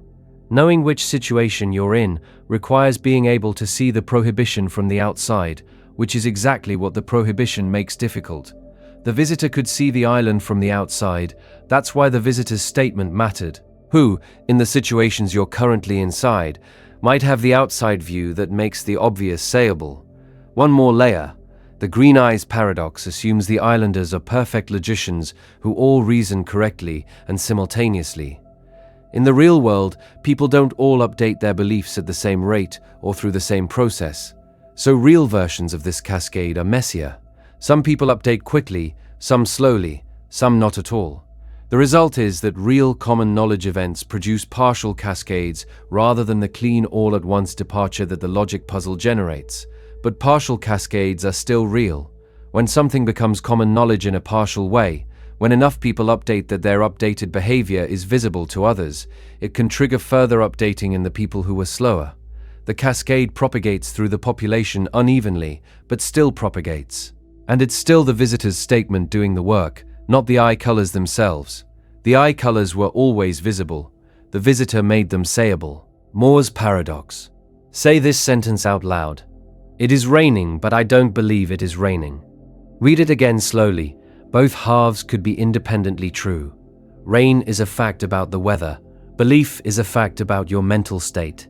There's no logical contradiction between the weather being one way and you believing it's another. People are wrong about the weather all the time. People drive without umbrellas into downpours they didn't expect. So the sentence describes a possible situation in the world. And yet something is deeply wrong with saying it. Not with writing it as an example, not with reporting that someone else said it, but with stepping forward and asserting it as your own sincere claim about the present moment. Nobody can genuinely say that sentence in the first person right now and mean it. The moment you try, something collapses. George Edward Moore noticed this in the early 20th century and couldn't quite explain it, which is part of why it stayed with philosophers for so long. He pointed out that the sentence isn't a logical contradiction. If you wrote it as a statement about someone else, there's no problem. She believes it's raining, but it isn't. That's fine. Or, he doesn't believe it's raining even though it is. Also fine. Both sentences describe situations that happen constantly. People have false beliefs. People fail to notice things. Nothing paradoxical. But switch to first person, present tense, and suddenly you can't sincerely say it. You can't genuinely assert that something is true while simultaneously asserting that you don't believe it's true. The two halves of the sentence are in tension, not because they describe impossible facts about the world, but because of what assertion itself does when a person makes it. Ludwig Wittgenstein found Moore's observation so striking that he called it one of the most important contributions to philosophy in decades. He thought it revealed something fundamental about how language and thought work together. When you assert something, you're not just reporting a state of the world, you're also implicitly communicating that you believe it. That's baked into what it means to make a sincere assertion. You say something, and the act of saying it carries with it a commitment. I believe this. Without that commitment, you're not really asserting anything. You might be performing, hypothesizing, quoting, or lying, but you're not asserting in the genuine sense. So when you try to say it's raining, but I don't believe it's raining, two things happen at once. The first half of the sentence commits you to believing it's raining, because that's what assertion does. The second half explicitly denies that you believe it. You've contradicted yourself not at the level of facts, but at the level of what you're doing when you speak. What makes this more than a quirky observation about language is what it reveals about the relationship between saying and believing. We tend to think of speech as a transparent medium for reporting mental states and facts. You think something, then you say it. But Moore's paradox shows that the act of speaking is itself a kind of commitment. Asserting isn't just reporting, it's taking a position, and taking a position while simultaneously denying you hold that position is not something language can coherently accommodate. Some philosophers have used this to argue about the nature of first-person authority. When it comes to your own mental states, you have a special kind of access that other people don't. You know directly whether you believe something or not, in a way that nobody else can verify from the outside. And Moore's paradox exploits exactly this. The paradox arises because we expect first-person assertions about one's own beliefs to be reliable in a way that third-person reports aren't. When you say I believe something, we take your word for it in a way we wouldn't take a stranger's word about your beliefs. Which means the sentence isn't just grammatically strange, it's a violation of the implicit contract of first-person speech. That contract says, when I assert something in my own voice, I'm telling you what I believe. Moore's paradox is what happens when someone tries to break that contract from the inside, asserting something while simultaneously announcing that the assertion doesn't carry the usual guarantee. There are real-world situations that brush up against Moore's paradox without quite falling into it. Politicians sometimes speak in ways that hedge just enough to avoid committing to belief while still making what sounds like an assertion. Corporate communications often do the same. Phrases like "we have no reason to doubt" or "we take these concerns seriously" are carefully constructed to perform the function of assertion without fully taking on the epistemic commitment that genuine assertion carries. Therapy sometimes explores something adjacent to Moore's paradox, when a person realizes they've been saying things they don't actually believe, not because they were lying, but because the words were automatic, social, or habitual. People say things like, "I'm fine," or "I've moved on," or "I don't care anymore," and the saying of it has a different relationship to belief than most speech acts do. They're performing an assertion without fully inhabiting it. And noticing that gap, the space between what you say and what you believe, can be surprisingly disorienting. Moore himself never fully resolved the paradox he'd identified. He raised it as an observation and left the explanation somewhat open. Subsequent philosophers have approached it from multiple angles, through theories of assertion, through speech act theory, through analysis of what it means to sincerely commit to a claim. None of the resolutions are entirely clean, partly because the phenomenon is genuinely strange, and partly because the concepts involved, belief, assertion, sincerity, are themselves contested. What the paradox does clearly, regardless of how you resolve it, is make visible something that normally runs invisibly in the background of all communication. Every time you say something sincerely, you're committing to believing it. That commitment is so automatic, so deeply embedded in what communication is, that you never notice it until someone tries to violate it explicitly, and the violation feels impossible in a way that's hard to articulate precisely. What else are you committing to every time you speak that you've never noticed because you've never tried to deny it in the same breath? There's a subtler version of Moore's paradox that's worth sitting with. The original formulation has you asserting a fact and denying your belief in it simultaneously. But there's a variation, asserting something while asserting that you're uncertain about it.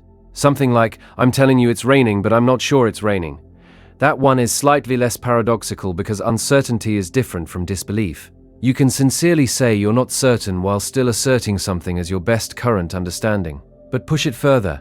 What about, "I believe it's raining, but I know my belief is probably wrong"? Now you're asserting a belief while simultaneously asserting that the belief is likely false. That's not quite Moore's original paradox, but it rhymes with it. You're taking a first-person epistemic position and undermining it from within the same sentence. And that version shows up in real conversation fairly often. People say things like, "I know this sounds crazy, and I'm probably wrong about this," but as prefaces to genuine assertions. The preface is doing something interesting. It's not quite the Moore paradox because you're not denying the belief outright, but it's flagging a known fragility in a commitment you're about to make. Moore's paradox sharpens under that lens. The clean version, asserting something while flatly denying you believe it, is impossible to sincerely produce. The softer versions, hedged and qualified, are what real speech looks like when people are being careful about the relationship between what they say and what they actually think. And those softer versions reveal that most sincere communication involves a negotiated relationship between assertion and belief, rather than the perfect alignment that Moore's paradox shows is required for speech to be fully coherent. Most of what we say is slightly off from what we fully believe. We assert more confidently than we feel. We hedge when we shouldn't. We speak with conviction we don't quite have and uncertainty we don't fully mean. Moore's paradox is the extreme case that makes the more ordinary versions visible. And once you've seen it, you start noticing how much of what gets said in any given day is navigating the gap between saying and believing without falling into the paradox, while still not quite closing it. Fitch's Paradox of Knowability. Start with something that sounds completely reasonable. If something is true, it's at least possible for someone to know it. Not that everything true is actually known right now, just that nothing true is permanently and in principle beyond the reach of knowledge. Every truth is knowable, even if nobody has gotten around to knowing it yet. That sounds like a modest and sensible position. It leaves room for ignorance. It doesn't claim everything is known, it just says the universe isn't hiding anything from us in principle. All truths are accessible to knowledge, at least potentially, and from that modest starting point, logician Frederick Fitch proved in 1963 that all truths are actually known, not potentially known. Already known, right now. That conclusion is obviously false. There are truths nobody knows. There are facts about the universe so remote, or so small, or so deeply buried that no mind has ever touched them. There are truths about the past that left no record. There are truths about the inside of other people's experiences that are inaccessible from the outside. Clearly not everything is known, and yet the proof is valid, which means something in the premise has to be wrong. Here's how the proof works, roughly. Suppose there's a truth that nobody knows, call it P, and suppose P is unknown, meaning nobody knows P. Now consider the combined claim. P is true, and nobody knows P. Call this combined claim Q. Q is itself a truth, because P is true and P is indeed unknown. Now apply the original principle. Since Q is a truth, Q is knowable. Someone could in principle know Q, but here's where it gets strange. What would it mean to know Q? Knowing Q means knowing that P is true and nobody knows P. But if you know Q, you know P, and you're someone. So if you know Q, then you know P, which means someone knows P.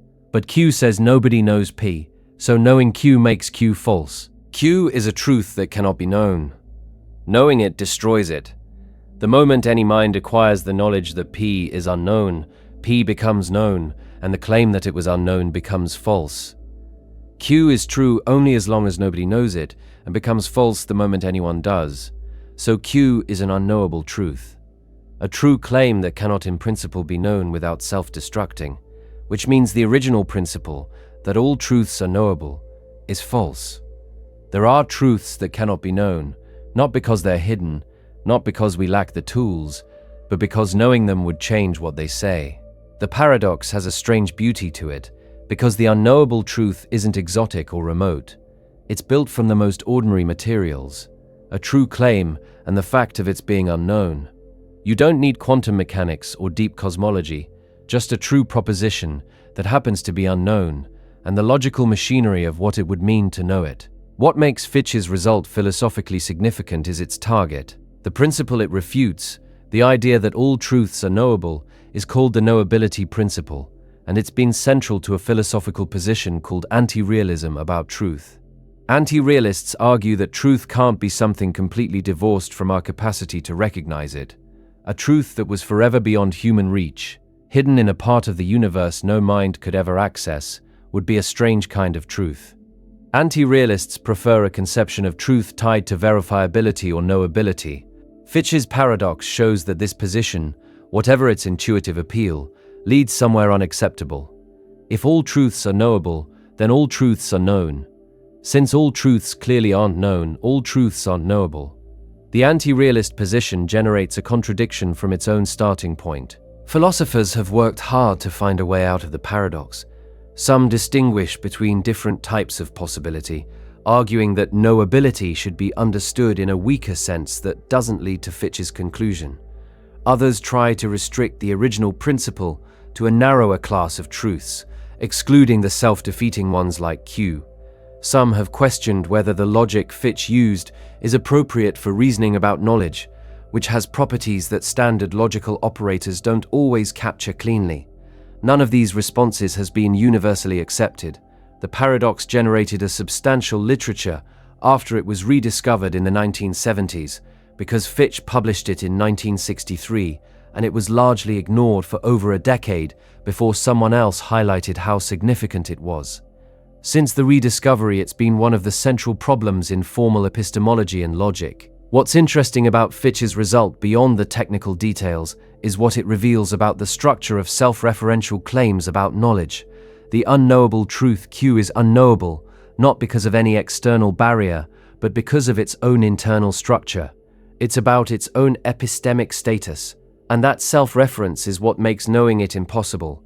Knowing it changes what it says about itself. Self-reference creates this kind of trouble in various places in logic and mathematics. The liar paradox, which says this statement is false, is self-referential. Russell's paradox, which involves the set of all sets that don't contain themselves, is self-referential. Gödel's incompleteness theorems, which show that consistent formal systems contain statements that can't be proven within those systems, exploit self-reference carefully and deliberately. Fitch's paradox belongs to the same family. Self-referential claims about knowledge run into limits that non-self-referential claims don't face. And there's something broader lurking here. Any attempt to gain complete knowledge of the current state of one's own knowledge would face a version of this problem. The act of knowing that you don't know something changes the situation.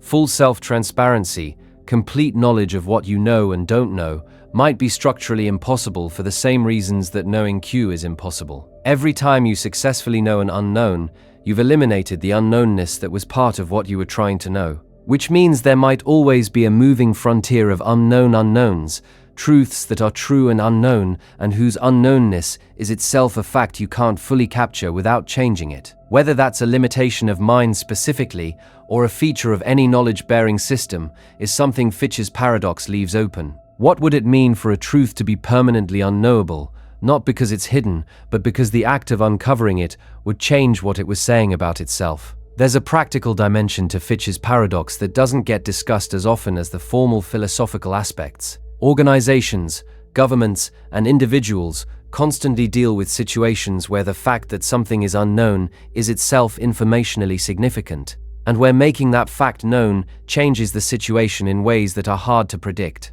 Consider confidential information. A company knows something about itself that the public doesn't know, and that gap between what's known internally and what's known publicly is itself a significant fact. Investors, competitors, regulators would all like to know whether such a gap exists. But the moment the existence of unknown confidential information becomes public knowledge, the situation has shifted. Not in the same way as Fitch's logical paradox, where knowing Q makes Q false, but in a related direction where the epistemic status of the information is itself part of what matters. Intelligence agencies work in this territory constantly. Knowing that an adversary doesn't know something you know is itself strategically valuable information. But using the knowledge in ways that reveal you have it transfers the information, closing the gap. The unknownness was the asset, and using it spends it. Fitch's formal paradox is a cleaned-up logical version of a structure that shows up everywhere, that epistemic asymmetry is itself strategically significant. And there's a version of this in everyday interpersonal situations. Sometimes the most useful thing you can know about another person is whether they know something.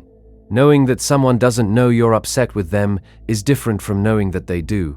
Acting on your knowledge changes their knowledge, which changes the situation you are navigating. The epistemic gap is part of what you're working with. Fitch's paradox makes this structure precise and shows it leads to genuine logical limits when combined with the principle that all truths are knowable. But the underlying shape, that knowing about an epistemic gap closes the gap and changes the situation, is everywhere. How many of the things you'd most like to know are the kind that would change as soon as you knew them?